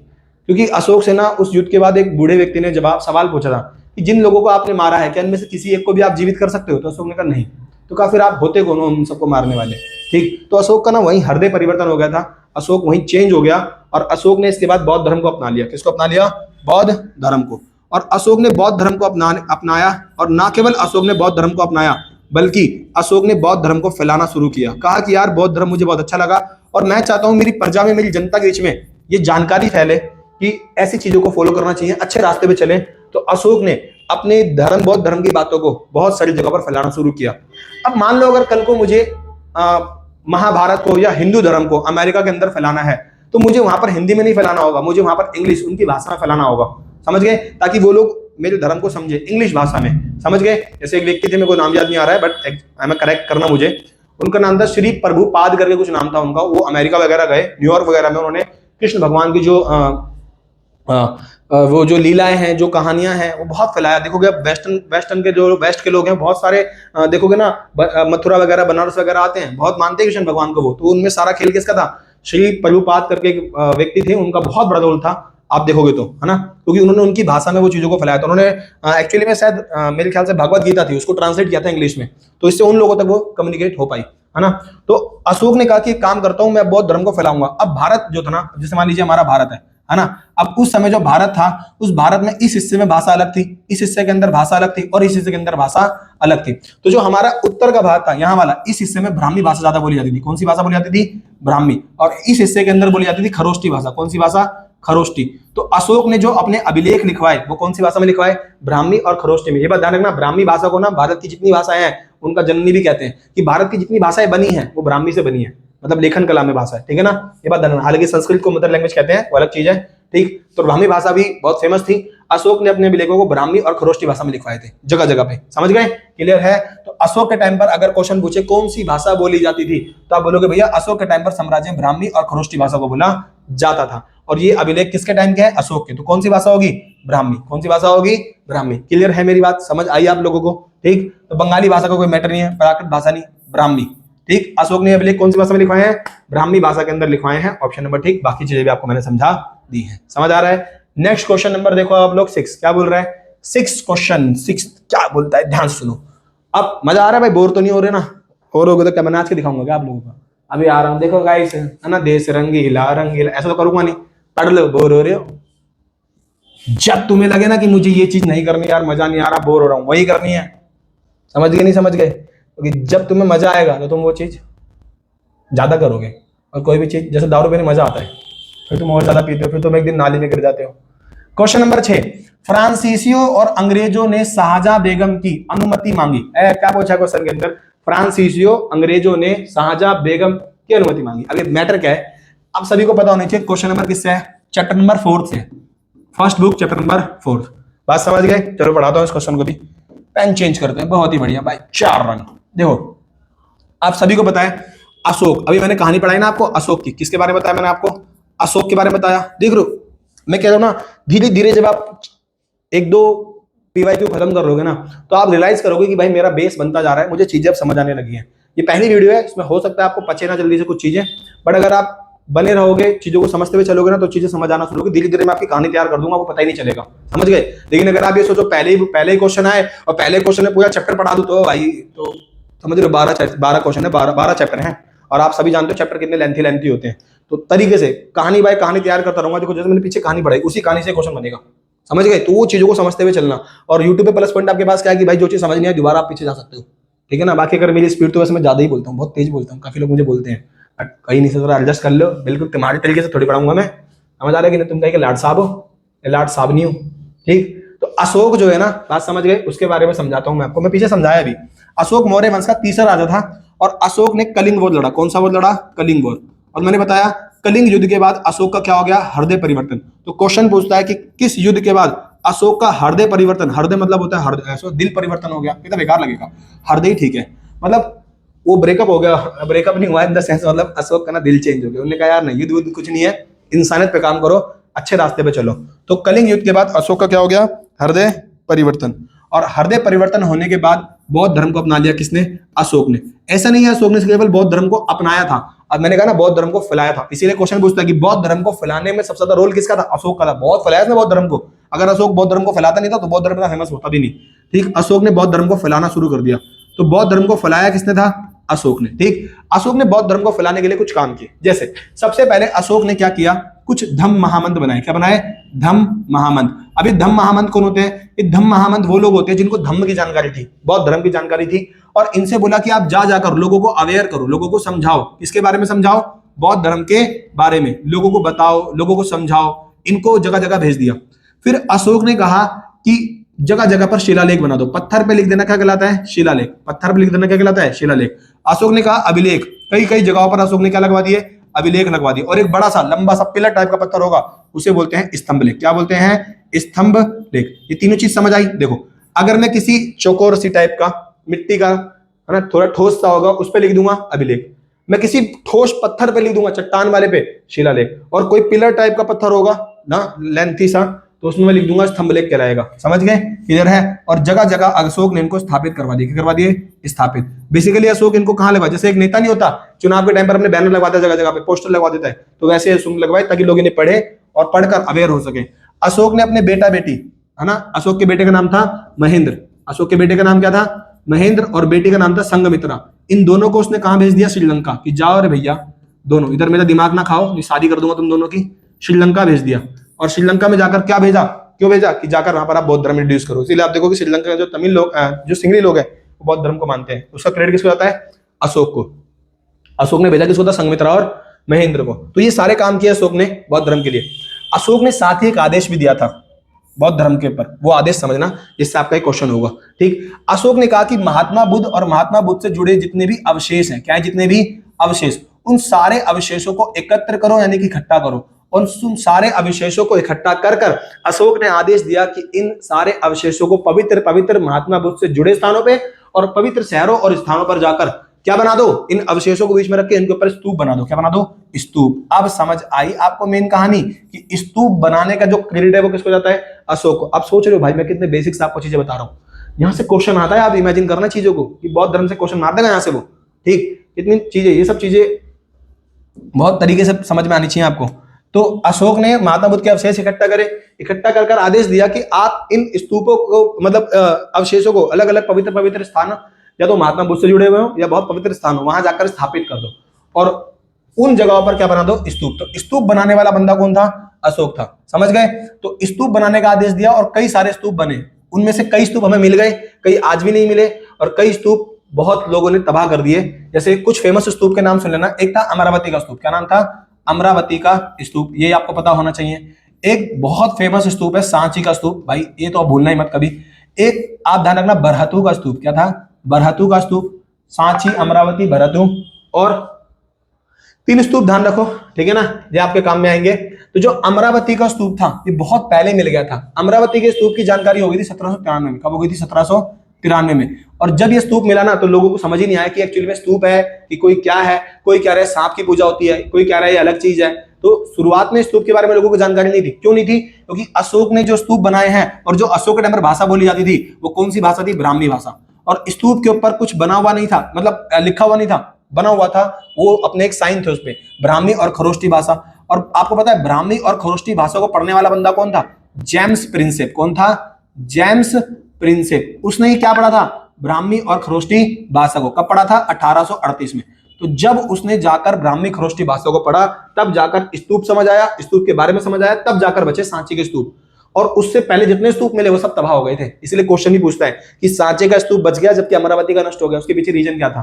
तो बहुत रीजन थे, बात समझ गए, समय से पहले मिल जाना, आगे क्वेश्चन आएगा पढ़ाऊंगा, बट यहाँ मैं आपको नॉलेज दे रहा हूँ, बस बेसिक समझ लो। सांची का स्तूप कहां पर है? मध्य प्रदेश के अंदर। मध्य प्रदेश की राजधानी क्या है? भोपाल। बात समझ गए? तो मध्य प्रदेश की राजधानी भोपाल के अंदर सांची का स्तूप है। और ये सांची का स्तूप भी अंग्रेजों ने खोज लिया, क्योंकि उस टाइम आपको पता है 1838 की बात है, हम गुलाम थे उस टाइम पे। तो अंग्रेज और जो फ्रांसीसी थे उन्होंने किसका स्तूप खोज लिया? सांची का। मैं यही लिख रहा हूं, इस बात को यहां लेके बता रहा हूं, समझना ध्यान से। तो अंग्रेजों के द्वारा और फ्रांसीसियों के द्वारा क्या खोज लिया गया? सांची का स्तूप। जब इन लोगों ने सांची का स्तूप खोज लिया तो अंग्रेज बड़े हरामी थे। ये लोग पता क्या करते थे? हमारे भारत की जो प्राचीन चीजें हैं उन्हें खोज खोज के अपने लंदन में जाकर म्यूजियम में रख देते थे और वहां पर लोगों को दिखाते थे कि देखो कितनी भव्य चीज है ये। बे चोर, चोरे समय की हो तुम लोग, चोरी कर करके साजा लेके बताओ, फलेगा नहीं, मरोगे तुम सब ससुरे। मर ही रहे हो और क्या, गोरे होके क्या फायदा यार? सुख शांति है, लड़ते भिड़ते तो रहते हैं सारे लोग। हमारे को देखो कितने बढ़िया से जीते हम लोग, कोई दिक्कत नहीं हमारे देश के अंदर, बस न्यूज मत देखो आप लोग। तो अंग्रेज और जो फ्रांसीसी थे इन्होंने ना सांची का स्तूप खोज लिया, और सांची के स्तूप में इन्होंने जो खोजा वो खोजा पूर्वी तोरण द्वार। अब ये तोरण द्वार क्या होता है भैया? तोरण द्वार, पूर्वी तोरण द्वार। तोरण द्वार क्या होता है? जैसे आप लोग मंदिर जाते हो, मंदिर देखो कई सारे मंदिर होते हैं, उसमें मेन गेट होता है, सामने से गेट होता है। कई मंदिर होते हैं उनमें 3-4 गेट होते हैं। जैसे आपका स्कूल हो सकता है, आपके स्कूल में है ना कई गेट होते हैं, एक इधर से हो सकता है, एक इधर से गेट हो सकता है। तो वैसे ही जो सांची का स्तूप था ना, या जो स्तूप होता है, मान लीजिए कि स्तूप है, ये क्या है? स्तूप। हालांकि स्तूप ऐसा होता था, अब जो एक स्तूप होता है ना उसके अंदर 4 गेट होते थे। एक होगा इस तरफ, एक होगा इस तरफ, एक होगा इस तरफ, एक पीछे होगा, मैं बना नहीं सकता, बोर्ड चेंज करना पड़ेगा, बोर्ड के पीछे जाके बनाता हूँ, रुक जाओ अभी। तो एक्चुअली में किसी भी स्तूप के अंदर 4 गेट होते हैं। कितने गेट होते हैं? 4। इसको बोलेंगे उत्तरी, इसको बोलेंगे पूर्वी, इसको बोलेंगे दक्षिणी, और इसको बोलेंगे पश्चिमी गेट। 4 तरफ से आप स्तूप के अंदर एंट्री ले सकते हो। 4 गेट होते हैं। ये जो गेट है ना, इसी को तोरण द्वार बोलते हैं। क्या बोलते हैं? इसी को तोरण द्वार बोलते थे। अब समझ आया? क्लियर है? तो फ्रांसीसियों ने और अंग्रेजों ने सांची के स्तूप का कौन सा तोरण द्वार खोज लिया था? पूर्वी। ये बहुत सही था, बाकी कुछ कुछ टूटे हुए थे, है ना। और इन्होंने बोला इस तोरण द्वार को उखाड़ कर हम लंदन ले जाएंगे। अबे चोर, पुलिस सुपरस्टार से इनको कटवाऊंगा, देखना ऐसा बुड़का भरेगा, सारी जिंदगी चियाओं चियाओं करते रहेंगे ये लोग। ठीक। तो अंग्रेजों और फ्रांसीसियों ने, वैसे थोड़ा इस टाइम नहीं है, इस टाइम अगर हम गुलाम हुए थे ना, एक ही बंदा काफी था, रजत दलाल। इनके लिए सबसे भिड़ता रहता है, इनके छोड़ देता है मार भाई। ठीक। और बाकी वो हमारे कौन है, वो एल्विस फैल्विस, ये सब सोशल मीडिया के गुंडे हैं बस, समझो।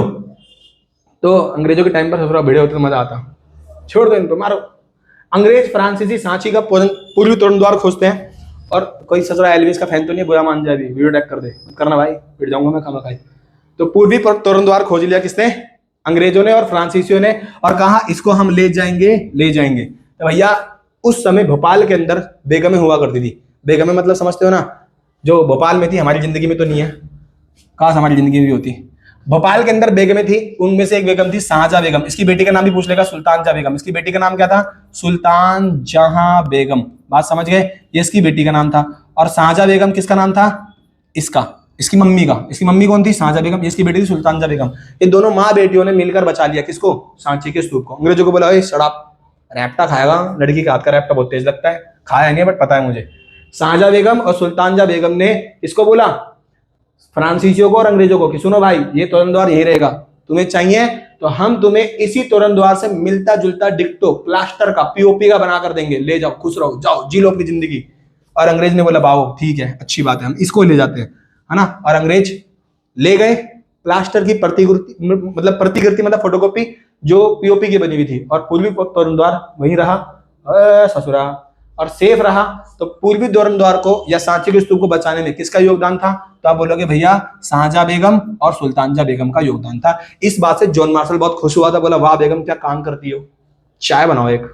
ठीक। शाहजहां बेगम को और सुल्तान जहां बेगम के इस काम से जॉन मार्शल बहुत खुश हुआ, और जॉन मार्शल अपनी कई सारी बातें और कई सारे पुस्तक को इनको क्या कर दिया? समर्पित कर दिया। सुल्तान जहां बेगम, शाहजहां बेगम ने सांची के स्तूप को बचाने के लिए बहुत पैसा भी दिया, अनुदान भी दिया रख रखाव के लिए। वहां पर एक अतिथिशाला भी बनवाई थी इसने, शाहजहां बेगम, सुल्तान जहां बेगम ने। और संग्रहालय बनाया वहां पे, ताकि लोग आए, समझे चीजों को, जान पाए कि एक्चुअली में क्या था। ठीक। तो सांची के स्तूप को बचाने में सुल्तान जहां बेगम, शाहजहां बेगम का बहुत योगदान था। क्वेश्चन भी आता है, मोस्ट इंपोर्टेंट क्वेश्चन है, ध्यान सुनना, ठीक है ना। क्लियर है? तो उसने क्वेश्चन में क्या पूछा है कि फ्रांसीसियों और अंग्रेजों ने शाहजहां बेगम की अनुमति मांगी, किस लिए मांगी थी? सांची के स्तूप का उत्तरी, नहीं भाई उत्तरी नहीं था, सांची दक्षिणी नहीं था, पूर्वी, बिल्कुल ऑप्शन नंबर सी। कौन सा ढूंढा था उन्होंने? पूर्वी। और कौन सा ले जाने की बात की थी? पूर्वी वाले की। समझ आया? किससे? फ्रांसीसी। लेवल चेक कर रहे हो क्वेश्चन का?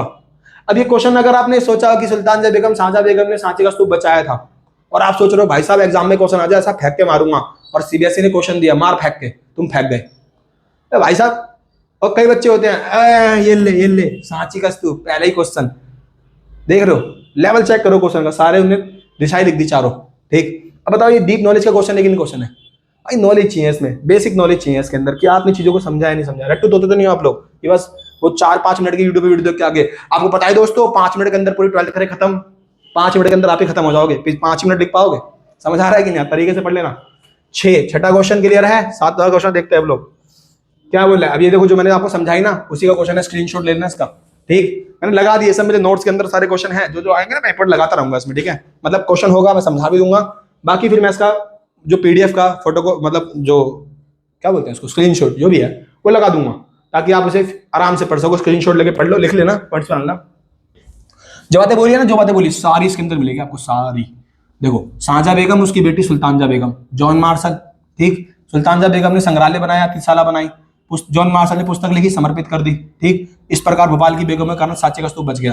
ठीक है ना, और लिखा ना अंग्रेजों और फ्रांसीसियों द्वारा पूर्वी तोरण द्वार अपने संग्रहालय में प्रदर्शित करने का प्रयत्न असफल हो गया। देखो यही क्वेश्चन पूछा था उसने, पूर्वी। आप सोच रहे हो कितना डीप जाकर क्वेश्चन मारा उसने कि कौन सा तोरण द्वार खोज लिया तुम लोगों ने, पूर्वी ने। इमेजिन करो, वैसे लेकर अच्छे लेवल पढ़ लेना, बोर्ड है, मजाक नहीं। क्वेश्चन नंबर नेक्स्ट देखो, अब 7वां क्वेश्चन है, क्या बोल रहा है? क्लियर?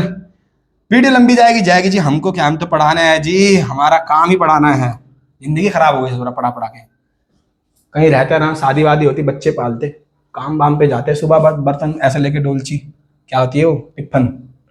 चलो क्वेश्चन सुनो, ये क्वेश्चन कह रहा है अमयुक्त मल्यद की रचना किस शासक ने की थी? अब बताओ ये क्वेश्चन, उड़ाओ इस क्वेश्चन का आंसर, अगर आपको पता है तो बताओ, मैं तो बता ही दूंगा। देखो मैं बताता हूँ आपको, कलर कौन सा है, यही लेंगे हम।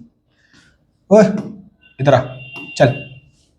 देखो अमयुक्त मल्यद की रचना किस शासक ने की थी? देखो आप सभी को पता है हमारे भारत के अंदर एक जगह है कर्नाटक। क्या है? कर्नाटक। नाटक कर ले भाई तू पहले। ठीक, तो जो कर्नाटक है, कर्नाटक के अंदर एक साम्राज्य था, अभी तो ये तेलंगाना के अंदर पड़ता था बेसिकली, उसका नाम था विजयनगर साम्राज्य। क्या नाम था उसका? विजयनगर साम्राज्य, है ना। जो विजयनगर साम्राज्य था, उस विजयनगर साम्राज्य में कितने वंशों ने शासन किया? तो आप बोलना, विजयनगर साम्राज्य के अंदर 4 वंशों ने शासन किया। कितने वंशों ने शासन किया भैया? 4 वंशों ने। 4 वंश कौन कौन से? ध्यान रखना, संगम वंश। पहला वंश कौन था विजयनगर साम्राज्य में राज करने वाला? संगम वंश। संगम वंश के बाद दूसरा वंश कौन सा था उसमें? सुलु वंश। कौन सा वंश था? सुलु वंश, जिसने विजयनगर पर राज किया। और सुलु वंश के बाद तीसरा वंश कौन था? तुलु वंश। सोच रहा है यूट्यूब पढ़ाना बड़ी बेकार बात है यार, बोर हो जाता है बंदा। तुमको मजा आ रहा नहीं आ रहा है भाई, मैं तो बोर हो जाता हूँ। चौथा वंश तुम सामने हो तो तुम्हारी छाप पड़ते जाते। ठीक, चौथा वंश कौन था? आरावीडु वंश। कौन सा वंश था? आरावीडु वंश। 4 वंशों ने शासन किया विजयनगर साम्राज्य में। पहला वंश संगम वंश, दूसरा वंश सुलु वंश, तीसरा वंश तुलु वंश, चौथा वंश आरावीडु वंश। आरावीडु वंश के बाद विजयनगर साम्राज्य क्या हो गया? खत्म हो गया। क्या हो गया? विजयनगर साम्राज्य खत्म। इसे बहमानियों ने कब्जा कर लिया। समझ गए? क्लियर है? और विजयनगर साम्राज्य में 4 वंशों ने शासन किया। विजयनगर साम्राज्य की स्थापना कब हुई थी? तो इसकी स्थापना हुई थी, कब हुई थी भाई? 1336 में। कब हुई थी इसकी स्थापना? 1336 में। तो विजयनगर साम्राज्य की स्थापना 1336 में हुई। किसने की थी? 2 भाइयों ने। उन 2 भाइयों का नाम क्या था? हरिहर और बुक्का। किसने की थी? हरिहर और बुक्का ने किसकी स्थापना की थी? विजयनगर साम्राज्य की। और हरिहर और बुक्का के पापा का नाम था संगम। उन्होंने इसी वंश का नाम पे क्या रख दिया? संगम वंश नाम रख दिया। हमारे इधर एक नाई की दुकान भी है, संगम नाई, है ना।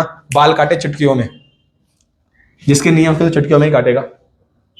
हरिहर और बुक्का ने विजयनगर साम्राज्य की स्थापना करी। कब करी? 1336 में। क्लियर है? संगम वंश, सुलु वंश, तुलु वंश और आरावीडु वंश। ठीक, जो हरिहर और बुक्का थे, इसके बाद विजयनगर साम्राज्य में सुलु वंश आए, फिर तुलु वंश। और तुलु वंश के अंदर एक राजा बनेगा 1509 में। उस राजा का नाम क्या था? उस राजा का नाम था कृष्णदेव राय। कौन था? कृष्णदेव राय। समझ गए नहीं समझ गए? ये किस वंश का राजा था? तुलु वंश का। कब राजा बनेगा? 1509 में। बंदे का नाम क्या था? कृष्णदेव राय। और विजयनगर का सबसे प्रतापी राजा था। क्या था? सबसे प्रतापी राजा। आगे चलकर इसके बारे में डिटेल में पढ़ेंगे। मैंने यहाँ इंट्रो दे दिया बस आपको। देखो मैं इस टॉपिक में जो इंट्रो दे रहा हूँ ना, ये इंट्रो आगे वाली वीडियो में भी काम आएंगे आपके। तो चीजों को समझते हुए चलना। मैं हर चैप्टर के बेसिक इनपुट और इंट्रो देते जा रहा हूँ मैं आपको, और धीरे धीरे आपको पता ही नहीं चलेगा। मैं आपका पूरा बेस तैयार कर दूंगा, पूरी बुक रिवीजन करवा दूंगा आपकी। ये तो कला है, बात समझ गए? पेपर के दिन बात करूंगा आपसे इस चीज के बारे में। ठीक, तो सबसे प्रतापी राजा कौन था? कृष्णदेव राय। कब राजा बना? 1509 में। और कृष्णदेव राय की मृत्यु कब हुई? 1529 में। ठीक है, जिस टाइम कृष्णदेव राय की मृत्यु हुई थी उस टाइम भारत में राजा कौन था? उत्तर भारत में बाबर था। ठीक है ना। कृष्णदेव राय इसका फेमस राजा था और बहुत प्रसिद्ध राजा था। और विजयनगर साम्राज्य के अंदर कौन सी भाषा बोली जाती थी? तेलुगु भाषा। कौन सी भाषा बोली जाती थी? तेलुगु भाषा। ठीक है ना, क्लियर है। और कृष्णदेव राय ने तेलुगु भाषा के अंदर अपनी एक बुक लिखी। क्या लिखी? अपनी एक बुक। किस भाषा में लिखी थी? तेलुगु भाषा में। क्वेश्चन ये भी पूछ सकता है कि कृष्णदेव राय ने बुक जो लिखी उसको क्या, कौन सी भाषा में लिखा था? तेलुगु भाषा में। और इसी बुक का नाम क्या था? आम्युक्त मल्यद। क्या नाम था? आम्युक्त मल्यद। अब बताओ इस क्वेश्चन का आंसर आप लोग। दो आंसर इसका हुआ। समझ आई चीजें? आम्युक्त मल्यद की रचना किस शासक ने की थी? कृष्णदेव राय ने। किसने की थी? कृष्णदेव राय। हरिहर कौन है? हरिहर है बुक्का का भाई। बुक्का कौन है? हरिहर का भाई, क्योंकि दोनों भाई भाई थे। ठीक, हरिहर विजयनगर साम्राज्य का पहला राजा है। क्या है? पहला राजा। किसका? विजयनगर साम्राज्य का। रामराय कौन था? रामराय कृष्णदेव राय का सेनापति था। क्या था इसका? सेनापति। समझ गए? सेनापति कटप्पा मारो। तो कृष्णदेव राय जो था, बात समझ रहे हो? क्लियर है? उसका सेनापति कौन था? राम राय। और बीजापुर के सुल्तान, ये लोग पीट देंगे कृष्णदेव राय के साम्राज्य को राम राय के थ्रू, आगे समझेंगे चीजों को। ठीक है, तो आई थिंक आपको चीज समझ आएगी। आम्युक्त मल्यद किसकी बुक थी? कृष्णदेव राय की। किस भाषा में लिखी थी? तेलुगु भाषा में। ठीक, कृष्णदेव राय कौन था? तुलु वंश का राजा था जो 1509 में बनेगा और 1529 में इसकी क्या हो जाएगी? मृत्यु हो जाएगी। 20 साल तक राजा रहेगा। बाकी कृष्णदेव राय को आगे पढ़ते रहेंगे, समझते रहेंगे ध्यान से। हाँ, ये क्वेश्चन पूछ सकता है कि आम्युक्त मल्यद में कृष्णदेव राय ने क्या बोला था। देखिए, एक्चुअली में आम्युक्त मल्यद पुस्तक के अंदर कृष्णदेव राय ने ये बताया था कि एक राजा को कैसा होना चाहिए। तो कृष्णदेव राय ने कहा कि एक राजा को ना पोलाइट होना चाहिए। बहुत एग्रेसिव राजा अच्छा नहीं होता है ना, तो जनता उससे डरेगी। है ना, बात समझ। जैसे टीचर है वो कैसा होना चाहिए? एक टीचर होना चाहिए पोलाइट। ज्यादा खतरनाक टीचर होगा तो पढ़ ही नहीं पाओगे। जैसे मैं आज तक इंग्लिश अच्छी नहीं बोल पाता, उसका रीजन क्या है? क्योंकि जो हमारे इंग्लिश का टीचर था वो बहुत खड़ूस था और थोड़ा मारता ही रहता था। अब वो मारता रहता तो हम पढ़ते ही नहीं थे, क्योंकि डर बन गया था हमारे अंदर, जाएंगे तो मारेगा। नहीं समझे? क्लियर? हम जाते ही नहीं थे, हम पढ़ते ही नहीं थे, तो पढ़े नहीं, इंग्लिश खत्म हमारी। ठीक, क्लियर? तो वही चीज। और अगर हमारा टीचर इंग्लिश का बढ़िया होता और अगर कोई मैडम होती तो आज भाई साहब यहाँ तो होता ही नहीं, मैं अमेरिका होता, ब्रिटेन होता, वहां एम्बेसी बैठा होता, ऐसी इंग्लिश बोल रहा होता, फैड फैड इंग्लिश निकलती मेरे मुंह से। लेकिन ससुरा टीचर मिल गया हमारे को मेल। वो मेल ऐसा टीचर था कि मेल मिला मिला के मारता था। आज समझ गए? अलग ही लेवल का टीचर था वो, मारता ही जाता था सारे दिन बस। हम जाते ही नहीं थे फिर पढ़ने उससे। वो कहता था भाई बच्चे क्यों नहीं आते? तू अपने आप को देख भाई, पढ़ा कैसे रहा है, मार रहा है बस, आएंगे बच्चे। तो तेलुगु भाषा में आम्युक्त मल्यद, तो उसने अपनी बुक में बताया था कि एक राजा को ना पोलाइट होना चाहिए, बहुत एग्रेसिव नहीं होना चाहिए। किसने बोला? कृष्णदेव राय ने। और उसने बताया कि एक राजा के अंदर ये गुण होने चाहिए कि वो अपने बंदरगाह को विकसित करे। तो बंदरगाह पे बहुत ध्यान दिया था किसने? कृष्णदेव राय ने। उसने कहा था राजा को बंदरगाह को बहुत विकसित करना चाहिए। बंदरगाह क्या होता है? समुद्र किनारे जगह जहां दूसरे जहाज आके रुकते हैं। वो कहता है कि जो आपके व्यापारी हैं, आपके साम्राज्य में व्यापार वगैरह करते हैं, आपको समय समय पर उन लोगों के साथ बैठ के, उन लोगों के साथ बातचीत, उन लोगों को उपहार देना चाहिए ताकि वो लोग आपसे कनेक्टिव रहे ना। और अगर आपके बंदरगाह पर कोई जहाज आके रुक रहा है, कोई दूसरे देश से जहाज आके रुक रहा है, तो उनके सारे खाने पीने की व्यवस्था, सारा बंदोबस्त अच्छे से करो, क्योंकि वो लोग बहुत थक जाते हैं, बहुत दूर से आ रहे हैं। आप अच्छे से व्यवस्था करोगे ना तो आपका साम्राज्य में वो लोग जरूर आएंगे, आपका व्यापार अच्छा चलेगा। जैसे मान लीजिए अब भाई मैं हूं, बात समझ गए? है ना, कोई भी है, मतलब दुकानदार अपने ग्राहक का अच्छे से ध्यान रखेगा तो ग्राहक भी दुकानदार का अच्छे से ध्यान रखेगा। भाई फैसिलिटी मिल रही है मुझे तो मैं उधर ही जाऊंगा। तो वही चीज थी, उसने अपनी बुक में बताया था कि राजा को किन किन चीजों को ध्यान रखना चाहिए एज अ राजा होते हुए। ठीक, क्लियर है बात? समझ आई? बोलो आया मजा? नेक्स्ट क्वेश्चन देखो, 8वां कह रहा है विजयनगर साम्राज्य से ही है। देखो, विजयनगर साम्राज्य के अंदर ना कई मंदिर थे, कई मंदिर। विजयनगर साम्राज्य में कई मंदिर थे। मैं एक क्वेश्चन लेकर आऊंगा इसकी स्पेसिफिक, बात समझ गए? हाँ, अगर मैंने आपको बोला था कि कोई क्वेश्चन आपको नहीं समझ आया या टॉपिक नहीं समझ आया तो आप कमेंट कर देना कि ये क्वेश्चन या टॉपिक मुझे नहीं समझ आया है, आप इसकी एक स्पेशल वीडियो बना दो या स्पेसिफिक मुझे समझा दो। तो मैं कोशिश करूंगा उसकी स्पेशल वीडियो ला दूं, 10-15 मिनट 20 मिनट, जब भी वो टॉपिक समझा दूं मैं। ठीक है ना, क्लियर? तो विजयनगर साम्राज्य में कई मंदिर थे, बात समझ गए? इसके मंदिरों से एक अलग क्वेश्चन बनता है, मैं बना दूंगा इसकी वीडियो। ठीक है, विजयनगर साम्राज्य के अंदर एक मंदिर था विरूपाक्ष मंदिर, बहुत फेमस मंदिर था जिसका नाम था विरूपाक्ष मंदिर। एक मंदिर था उसका नाम था विट्ठल स्वामी मंदिर। क्या नाम था उसका? विट्ठल स्वामी मंदिर। बात समझ गए? क्लियर है? एक मंदिर था जिसका नाम था हजारा राम मंदिर। क्या नाम था उसका? हजारा राम मंदिर। क्लियर है? विट्ठल स्वामी मंदिर, हजारा राम मंदिर। एक था चन्न केशव मंदिर। क्या नाम था? चन्न, ये उसके साउथ में आसपास थे आप आपस में, चन्न केशव मंदिर। विट्ठल स्वामी, हजारा राम मंदिर, चन्न केशव मंदिर। और एक था वृद्धेश्वर। क्या था? एक वृद्धेश्वर मंदिर। बात समझ गए? हो सकता है मेरी हिंदी थोड़ी गलत, मतलब ऐसे में थोड़ी सी गलत लिख देता हूं तो एडजस्ट करना आप लोग। वृद्धेश्वर, मैंने कही भैया आपने मतलब मात्रा गलत लिख दी भाई, लिख दी, क्या फांसी चढ़ाएगा? एक था बिल्डेश्वर मंदिर, समझ गए, एक था चन्नकेशव मंदिर, हजारा राम मंदिर और विठल स्वामी मंदिर, विरूपाक्ष मंदिर। सारे याद नहीं होने चाहिए, बस सारे का नाम याद कर लो, लेकिन जो एग्जैक्टली क्वेश्चन बनाएगा ना वो इंपॉर्टेंट कौन सा है, हजार राम मंदिर। क्वेश्चन पूछेगा विजयनगर साम्राज्य में किस मंदिर में रामायण के चिन्ह मिले, हजार राम मंदिर में। ये विठल स्वामी मंदिर किसको समर्पित था, विष्णु भगवान को। किसको समर्पित था, विष्णु भगवान को, है ना। तो ये विष्णु भगवान को समर्पित मंदिर था। अगर क्वेश्चन पूछे कि और ये समर्पित था राम भगवान को, किसको समर्पित था, राम। विरूपाक्ष मंदिर शिव भगवान को समर्पित था, किसको समर्पित था, शिव भगवान को। विठल स्वामी मंदिर विष्णु भगवान को, विरूपाक्ष मंदिर शिव भगवान को। क्वेश्चन पूछे कि विजयनगर साम्राज्य में जो उनके फेमस देवता थे वो कौन थे, विरूपाक्ष। इसलिए विरूपाक्ष भगवान की वो लोग बहुत मानते थे। वहां के जितने भी आदेश दस्तावेज होते थे उनमें श्री विरूपाक्ष आपको लिखा हुआ जरूर मिलेगा, बात समझ गए। और विरूपाक्ष वहां के मेन देवता थे, एक्चुअली वो शिव का ही रूप थे, ठीक है। और विरूपाक्ष मंदिर के अंदर एक विवाह मनाया जाता है हर साल, आज ही बनता है वो, ऐसी बात नहीं है ना। वो बोलते हैं विरूपाक्ष मंदिर के अंदर बहुत फेमस विवाह है, हर साल मनाया जाता है। कहते हैं कि विरूपाक्ष मंदिर में पंपा देवी जो नाम की वहां की कुल देवी थी, उन्होंने तपस्या करी थी विरूपाक्ष भगवान से विवाह करने के लिए, और ये विवाह आज ही वहां बनाया जाता है। जैसे कल हमारे यहाँ महाशिवरात्रि बनी ना, आज जो है शिवरात्रि, वैसे ही। तो विरूपाक्ष मंदिर जो था ना, इस मंदिर के सामने ना एक सभा मंडप बनाया। क्या बनाया, एक सभा मंडप मतलब होता है गलियारा बनाया, एक जगह बनाई बढ़िया सी। किसने, कृष्णदेव राय ने। तो विरूपाक्ष मंदिर के सामने सभा मंडप बनाया, किसने बनाया था, कृष्णदेव राय ने। केडीआर समझ जाओगे, कृष्णदेव राय ने विरूपाक्ष मंदिर के सामने क्या बनाया था, सभा मंडप। कब बनाया था, जब कृष्णदेव राय राजा बना। क्या बना, जब राजा बनते कृष्णदेव राय ने उस राजा बनने की खुशी में क्या बनाया था, सभा मंडप। कहां बनाया था, विरूपाक्ष मंदिर के सामने। क्वेश्चन देखो अब आपका क्लियर है। क्या बोल रहा है, विरूपाक्ष मंदिर के संबंध में कथनों पर विचार कीजिए। क्या कीजिए, विचार। पहला कह रहा है मुख्य मंदिर के सामने बना मंडप कृष्णदेव राय ने अपने राज्यारोहण मतलब जब वो राजा बना उसके उपलक्ष्य में बनाया था। बिल्कुल ठीक बात है, क्लियर है। फिर कह रहा है इसमें रथ के आकार का अंगूठा मंदिर है। देखो भाई, रथ वाला मंदिर ना विठल स्वामी में, इसमें कौन सा मंदिर है, रथ वाला। ये बात ध्यान रखना, विरूपाक्ष मंदिर में नहीं है, रथ वाला मंदिर कहां पर है, वो विठल स्वामी में, ठीक। और इस मंदिर के प्रमुख देवता की आमतौर पर महाराष्ट्र में पूजा की जाती है। बिल्कुल ठीक बात है, लेकिन ये किसकी बात है, इस वाले मंदिर की बात है, ध्यान रखना, है ना। विठल स्वामी मंदिर में जो भगवान है विष्णु भगवान, उनकी पूजा महाराष्ट्र में भी की जाती है। समझ आ रहा है कि नहीं आ रहा। तो ये जो दोनों नीचे के ऑप्शन है ये किसके हैं, विठल स्वामी मंदिर के। ये दोनों नीचे के ऑप्शन किसके हैं, विठल स्वामी मंदिर के। समझ आ रहा है कि नहीं आ रहा। अब जिसको विठल स्वामी मंदिर और विरूपाक्ष मंदिर में अंतर पता होगा वो इस क्वेश्चन को कर जाएगा, वरना आप इस क्वेश्चन का लेवल चेक करो भाई। मैं बता रहा हूं आपको, ये बोर्ड के क्वेश्चन है सारे, ठीक है ना। जो आपको 5 PYQ कराऊंगा ना, सब बोर्ड से बनाऊंगा मैं। जो बोर्ड के प्रीवियस ईयर क्वेश्चन है और जो आ सकते हैं एक्सपेक्टेड, उन क्वेश्चनों से बना रहा हूं। सारे क्वेश्चन टॉप लेवल के हैं, समझ गए। आप क्वेश्चनों को एक बार करके खुद देखना, आपको फील आएगा, ठीक, कि भाई क्वेश्चन क्या लेवल है। अब आप क्वेश्चन को सोल्व करो, दिमाग ना घूम जाए तो दिमाग बताना मुझे। विरूपाक्ष मंदिर और हजार राम मंदिर और विठल स्वामी मंदिर, अगर आप इन सब में अंतर कर पाओगे देन तभी आप इसका आंसर दे पाओगे।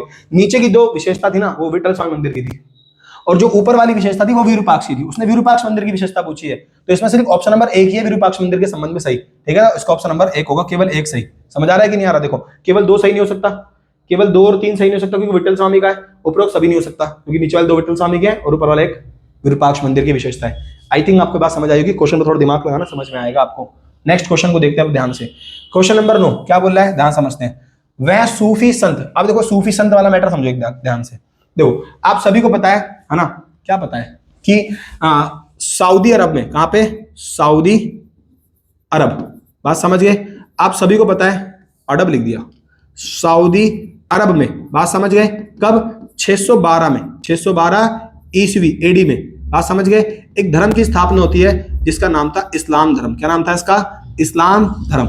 इस्लाम धर्म की स्थापना कब होती है, 612 में, ठीक है। कहां होती है, तो आप बोलोगे भैया 612 में सऊदी अरब के मक्का मदीना जो है, पहले मक्का शुरू होता है फिर मदीना चले जाते हैं लोग, वहां से इस्लाम धर्म की स्थापना होती है। और ये इस्लाम धर्म धीरे धीरे बढ़ना शुरू होता है और इस्लाम धर्म फैलते फैलते भारत आता है। और 711 ईस्वी के आसपास इस्लाम धर्म भारत के अंदर क्या करता है, प्रवेश करता है, मोहम्मद बिन कासिम के नेतृत्व में। भारत में इस्लाम धर्म का क्या होता है, प्रवेश होता है। तो भारत में इस्लाम धर्म का प्रवेश कब होता है, 711, कई जगह 12 मिलता है, कोई दिक्कत की बात नहीं है। कौन लाता है भारत के अंदर इसको, मोहम्मद बिन कासिम, ये लेकर आता है। इसकी पूरी कहानी है, मैंने समझा रखी है ना। मोहम्मद बिन कासिम इस्लाम धर्म को भारत के अंदर लेकर आता है। वो कब्जा कर लेता है सिंध इलाके पे और कहता है भैया तो आप इस्लाम धर्म को अपना लो या मुझे टैक्स दो जजिया, बात समझ गए, है ना। तो इसके बाद भारत के अंदर इस्लाम आता है, लेकिन जो भारत के अंदर इस्लाम आता है वो थोड़ा अलग तरीके से आता है। धीरे धीरे भारत के अंदर इस्लाम की एक शाखा बनती है, और वो शाखा थी इस्लाम की सूफी शाखा, जिसमें कुछ संत आते हैं जो बहुत अलग तरीके से रहते हैं। वो बहुत आध्यात्मिक लोग थे, उन्हें बोला गया सूफी संत। और यहीं से एक सिलसिला बनता है दैट कॉल्ड सूफी सिलसिला। क्या बनता है? सूफी सिलसिला। एक्चुअली मैं बताता हूँ, देखो जैसे क्या था, जैसे आप देखो हिंदू धर्म के अंदर ना कई तरह के लोग हैं, जैसे कुछ नागा साधु हैं, कुछ पंडित हैं, कुछ पुजारी हैं। अब पंडित में अंतर है, पुजारी में भी अंतर है। देखो पुजारी का काम है पूजा करना, मंदिर में हो सकता है, समझ गए, जो पूजा करता है डेली सुबह शाम, उसका काम है पूजा करना। कुछ आपने देखे होंगे पंडित होते हैं, पंडित का काम क्या होता है भाई, कोई क्रियाक्रम है, कोई यज्ञ है, कोई अनुष्ठान है, कोई कुछ भी कर्म है, तो आप शादी विवाह होता है तो पंडित को बुला देते हो, ठीक है। कुछ होते हैं आपने देखा होगा कथावाचक, जैसे अनिरुद्धाचार्य, ओ मेरी माँ पढ़ ले मेरी माँ पढ़ ले, क्लियर, वो बहुत फेमस हो रहे हैं, है ना।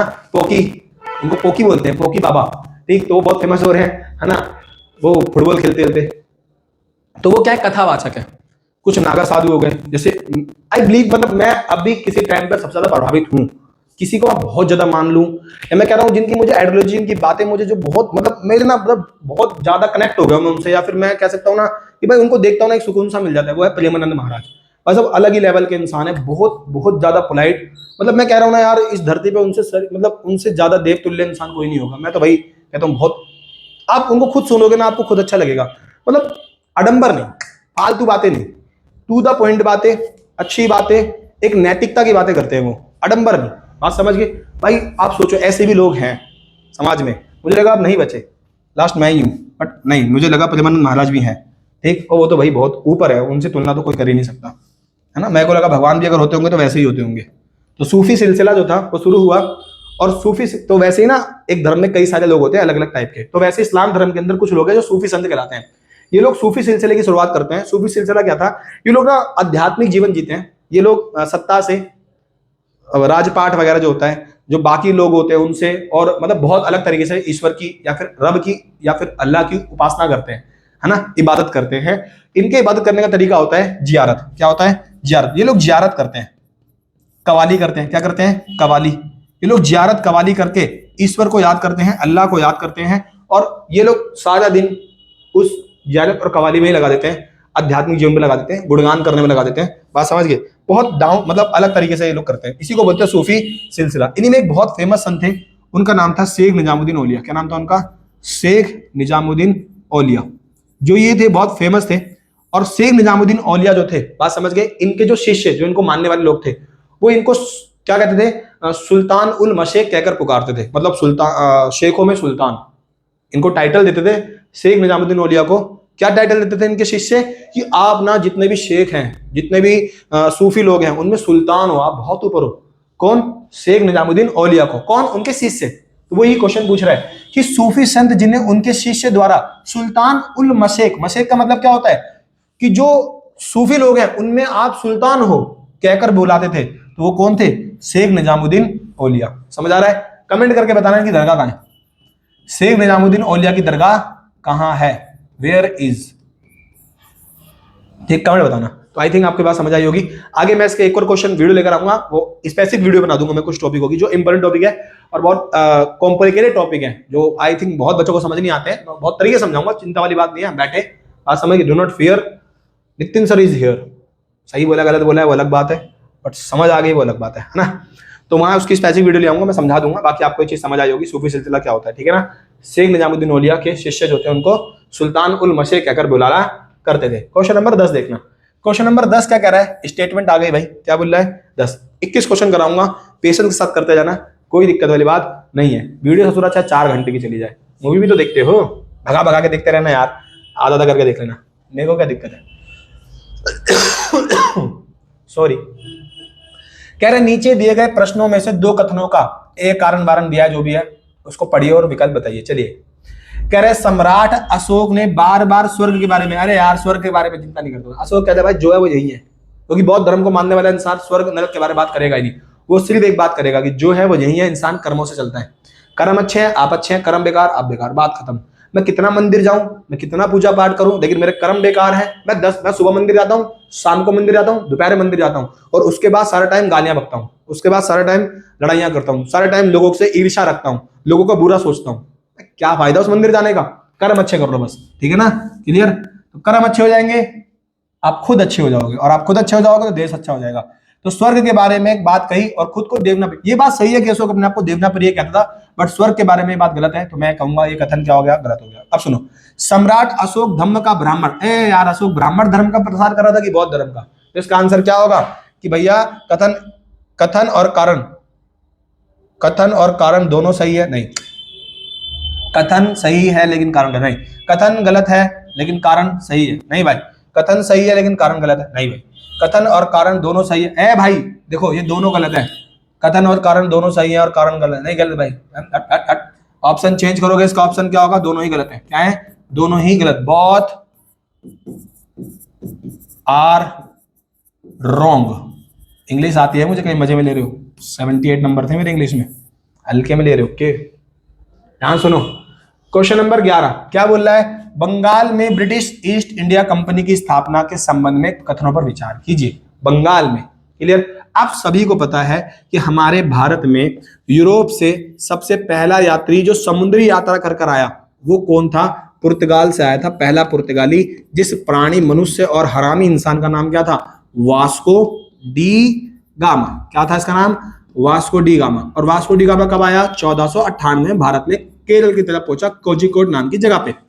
उसके बाद यूरोपीय भारत में आना शुरू होते हैं, और आप सभी को पता है कि जब ब्रिटिश आते हैं, ब्रिटिश मतलब अंग्रेज आते हैं, मतलब ब्रिटेन, है ना, और फिर ब्रिटेन, ब्रिटेन लिख दिया, ब्रिटेन, ब्रिटेनिया की ब्रेड भी आती है, मैं तो नहीं खाता। तो ब्रिटेन जो है वो हमारे भारत पे कब्जा करेगा कब? 1757 में, प्लासी के वॉर के बाद। सॉरी भाई खांसी आ रही है तुम्हें, क्या करूं बताएं, दवाई दिला दो मुझे। तो 1757 में प्लासी के वॉर के बाद कौन आता है? बात समझ गए? अंग्रेज भारत पे कब्जा कर लेते हैं, और प्लासी के युद्ध में अंग्रेज सबसे पहले किसको गुलाम बनाते हैं? वो बनाते हैं बंगाल को। किसको गुलाम बनाते हैं? बंगाल को। तो भारत में सबसे पहले किस राज्य पे, किस एरिया पे अंग्रेजों ने कब्जा किया? अंग्रेजों की बात कर रहा हूं, यूरोप की नहीं कर रहा ना, ठीक? बंगाल पे, यानी कि अंग्रेज कहां है सबसे पहले? बंगाल पे आए। बंगाल में आने के बाद उन्होंने एक वॉर लड़ा 1764 में, बक्सर का युद्ध। क्या बोलते हैं उसको? बक्सर का युद्ध। बक्सर के युद्ध से वो लोग भारत के अंदर बहुत बड़ा अपना इन्फ्लुएंस कर लेंगे, बहुत बड़ा एरिया एक्वायर कर लेंगे, है ना, बिहार का और मुगलों का एरिया एक्वायर कर लेंगे, और बक्सर के युद्ध से भारत के अंदर वो फैल जाएंगे। कौन? अंग्रेज। इसके बाद अंग्रेजों ने भारत पे अपना डोमिनेट कर लिया, कब्जा कर लिया, और अब अंग्रेज अपना टैक्स सिस्टम लेकर आएंगे भारत में। क्या लेकर आएंगे? अपना टैक्स सिस्टम। तो अंग्रेज जो हमारे भारत में अपनी कर प्रणाली यानी कि टैक्स सिस्टम लेके आएंगे, उसमें पहला टैक्स आएगा 1793 में। उस टैक्स का नाम होगा स्थायी बंदोबस्त। का नाम होगा उसका? स्थायी बंदोबस्त। क्लियर है? इसी को हम लोग क्या बोलते हैं? इसी को हम लोग परमानेंट सेटलमेंट में भी कहते हैं, और इसी को हम स्तंभरारी बंदोबस्त के नाम से भी जानते हैं। क्या नाम जानते हैं? स्तंभरारी बंदोबस्त। क्लियर है? इसी को स्थायी बंदोबस्त, स्तंभरारी बंदोबस्त, और इंग्लिश में एक ही नाम है परमानेंट सेटलमेंट। सॉरी भाई, एक मिनट के लिए रुकना, मैं इसको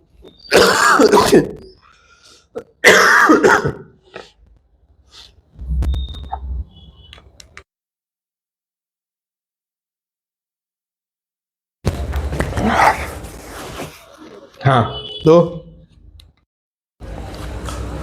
स्थायी बंदोबस्त यानी कि स्तंभरारी बंदोबस्त की शुरुआत कौन करते हैं? अंग्रेज करते हैं 1793 में। बात समझ गए? और इस बंदोबस्त के अंदर अंग्रेज क्या बोलते हैं, मैं उसको यहां समझाता हूं, यहां पे समझना। अंग्रेज जो अपना टैक्स लेकर आए थे, जिसका नाम क्या था? स्थायी बंदोबस्त। एक्चुअली में इसमें क्या मैटर था, मैं आपको समझाता हूं, ध्यान से समझना। देखिए, अंग्रेज जो स्थायी बंदोबस्त लेकर आए थे, उस स्थायी बंदोबस्त के तहत अंग्रेजों ने भारत के अंदर एक टैक्स सिस्टम लागू किया, जिसमें अंग्रेजों ने कहा कि अगले 30 साल के लिए, कितने साल के लिए? 30 साल के लिए हम एक टैक्स की मांग फिक्स कर देते हैं। क्या कर देते? टैक्स की मांग को फिक्स कर देते कि आपको अगले 30 साल के लिए इतना ही टैक्स पे करना है। समझ गए? ना ही टैक्स बढ़ेगा और ना ही टैक्स घटेगा। 30 साल बाद दोबारा आपकी जमीन का मुआयना होगा, उसके बाद हम इस टैक्स को बढ़ाएंगे, लेकिन 30 साल तक जो हमने टैक्स फिक्स कर दिया, आज से लेकर 30 साल तक वो फिक्स रहेगा। ठीक, इसीलिए इसका नाम था स्थायी बंदोबस्त। 30 साल के लिए फिक्स रहे। ठीक, सबसे पहले अंग्रेज आते थे, वो जमीन को देखते थे और जमीन पर क्या लगा देते थे? मांग। और वो मांग कितने टाइम के लिए फिक्स हो जाएगी? 30 साल के लिए। अब इस मांग को वसूलने का काम कौन करेगा? जमींदार। कौन करेगा? जमींदार। और जमींदार जो है वो किससे देगा? कृषक से। किससे देगा? कृषक यानी कि रेयत से वो टैक्स वसूलेगा। समझ गए? और जमींदार किसको पे करेगा? ईस्ट इंडिया कंपनी को। समझ आई मेरी बात कि नहीं आई? क्लियर? तो ये मांग किस पे लगेगी? जमीन पे। किसकी जमीन पे? कृषक की। पे कौन करेगा? कृषक। किसको करेगा? जमींदार को। जमींदार किसको देगा? ईस्ट इंडिया कंपनी को। मैं बाद में इसको और डिटेल के अंदर समझा दूंगा, मे भी शायद मेरे को लगता है वीडियो बहुत लंबी ना चली जाए। ठीक है, कि स्तंभरारी बंदोबस्त में जो रेतवाड़ी व्यवस्था थी, सॉरी स्थायी बंदोबस्त था, वो क्या था, है ना। मैं उसके एरिया के स्पेसिफिक अगली जो क्वेश्चन आते रहेंगे ना उनमें कराता रहूंगा, चिंता मत करो आप। बस मैं अभी आपकी शुरुआत की वीडियो में 2-3 वीडियो में एक बार धीरे धीरे ना बेस बना रहा हूँ बस। ठीक, जैसे जैसे आपका बेस बन जाएगा ना, फिर आपकी एक कहानी तैयार हो जाएगी, आपका एक मेरा और आपका हम दोनों का म्यूचुअल अंडरस्टैंडिंग हो जाएगी ना, फिर हम चीजों को क्लियर करते हुए चलेंगे। ठीक, तो 30 साल का लिए फिक्स था। ईस्ट इंडिया कंपनी जमींदार से मांगती थी, जमींदार किससे मांगता था? कृषक से। ये टैक्स इस तरह से था। ठीक है, अब जमींदार कितना भी पे करे, हाँ, लेकिन अगर जमींदार, अच्छा बताओ ये मांग किस पे लगेगी? कृषक पे कौन करेगा? जमींदार। मान लीजिए कृषक जमीन कंपनी ने एक कृषक की जमीन को देखा और बोला कि भाई इस कृषक की जमीन से मुझे हर साल चाहिए 100 रुपए टैक्स। अब ये 100 रुपए वसूलने का काम किसका है? जमींदार का। मान लो जमींदार ने अगर 90 रुपए वसूले तो 10 रुपए अपनी तरफ से कौन देगा? जमींदार। अगर जमींदार ने 150 रुपए वसूले तो 50 अपनी जेब में रख लेगा और 100 दे देगा, क्योंकि कंपनी को कितने देने उसको? 100। ये समझ आई चीज? बताओ कि यहाँ पर जो टैक्स लगेगा वो कृषक की जमीन पे लगेगा, लेकिन उसको प्रॉपर मैनेज करने का, व्यवस्था करने का और लाने देने का काम कौन करेगा? जमींदार। वो कम लाएगा तो अपनी जेब से देगा, वो ज्यादा लाएगा तो अपने पास रख लेगा। ये बात क्लियर हुई? इसी को बोलते थे स्थायी बंदोबस्त। अब सुनो क्या बोल रहा है। स्थायी समझौता 1797 में लागू हुआ, बिल्कुल ठीक बात है। फिर कह रहा है 1797 में बर्दवान में एक नीलामी हुई जिसमें बर्दवान के राजा कई महल संपदा बेच जा रहे थे, बिल्कुल ठीक है। अगर किस जमींदार या जिस राजा या जिस भी व्यक्ति को रिस्पॉन्सिबिलिटी दी है, अगर वो अपना टैक्स टाइम से पे नहीं करेगा तो कंपनी बोलेगी कि भाई आपके ऊपर इतना कर्जा बढ़ गया। जैसे मान लीजिए मुझे टैक्स पे करना था इस महीने, मैं जमींदार हूं और मुझे काम दिया था कंपनी ने कि आपको इस गांव से इतना रुपए टैक्स लेकर आना है, 1000 रुपए टैक्स लेकर आना है। मैंने 600 रुपए टैक्स लाया, मैंने कंपनी को दिया, कंपनी का 400 रुपए आपके उधार है, बाद में दे देना।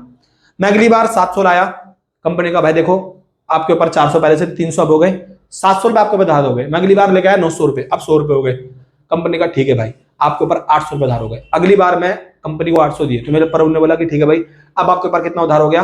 1000 रुपए उधार। कंपनी का भाई ठीक है आपके ऊपर उधार बहुत ज्यादा हो गया है, आप नहीं पे कर पाओगे, अब आपकी जमीन नीलाम करके हम उस पैसे को वसूलेंगे, क्योंकि हमने जो आपको जिम्मेदारी दी थी आप पूरी नहीं कर पाए। तो कंपनी जिस जमींदार को या जिस व्यक्ति को जिम्मेदारी दी थी, अब उसकी संपदा बेचेगी, उसके जमीन को नीलाम करेगी और नीलाम करके जो बकाया राशि है उसे वसूल करेगी। समझ आ रहा है? क्लियर है? तो यही बता रहा है कि 1797 में एक राजा की जमीन नीलाम करके कंपनी ने पैसा वसूला था। ऐसे ही समझ गए? हालांकि इसके लिए एक टाइम भी देगी, उसको बोलते हैं सूर्यास विधि। मैं बाद में डिटेल में समझाऊंगा कि सूर्यास विधि क्या होती है, जमींदार इससे बचते कैसे थे। जमींदारी बहुत हरामी लोग थे, वो इस टैक्स से बचने के लिए बहुत सारी तरीके अपनाते थे। समझ गए? क्लियर है? भुगतान करने में असफल व्यक्तियों से आय को पुनर्प्राप्त करने के लिए उनकी संपत्ति बेची गई, बिल्कुल ठीक है ना? तो इसमें आप क्या बोलोगे कि भैया ये बात हुई थी कि स्थायी बंदोबस्त 1797 में आया था और बर्दवान के राजा की नीलामी भी हुई थी, और भुगतान करने में अगर आप फेल हो जाओगे तो आपकी संपत्ति बेचकर पैसा वसूलेंगे। तो इसका ऑप्शन नंबर क्या होगा? 1 2 3 तीनों ही सही बात है। ठीक है ना? क्वेश्चन नंबर 11 है ना? देखो मैं एक बार ना वीडियो चेक कर लूं, ज्यादा लंबी तो नहीं हो गई है ना? मैं 1 मिनट आप ऐसे ही रहना, मैं आता हूं।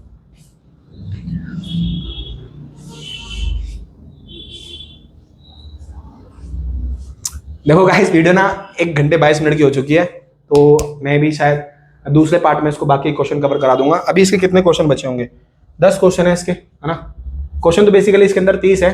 मैं 10 क्वेश्चन की वीडियो नेक्स्ट बना देता हूं ताकि आपको दिक्कत ना हो। ठीक है, फिर उसके बाद एक पार्ट और बना दूंगा, 3 पार्ट में करवा देता हूं, क्योंकि देखो शुरुआत की वीडियो थोड़ा समझाना पड़ रहा है, इसलिए लेंथी जा रही है। बट अगर आपको लगता है कि हम भैया मुझे ऐसे समझाओ, तो आप कमेंट कर देना कि भैया ऐसे ठीक है, आप ऐसे समझा दो, हम ऐसे पढ़ लेंगे, अच्छा लग रहा है ऐसे पढ़ने में, हमें चीजें क्लियर हो रही हैं। और अगर आपको लगता है कि नहीं भैया आप टू द पॉइंट बात करो, ज्यादा में बखान मत करो, है ना, बस समझाओ इतना, हम तो सीधा सीधा पढ़ा दो, तो वही बता देना मुझे। ठीक है ना? मैं वैसे ही बना दूंगा आपको। समझ गए? तो मिलते हैं नेक्स्ट पार्ट के अंदर। इतना ही आज के लिए, है ना? नेक्स्ट वीडियो को नेक्स्ट पार्ट अभी बना देता हूँ मैं, तो बस वीडियो ही काट रहा हूँ। ठीक है, हमें क्या है जी, वापस मिलते हैं। 1 2 3 जय हिंद। क्लियर? पढ़ते रहो भाई बढ़िया से।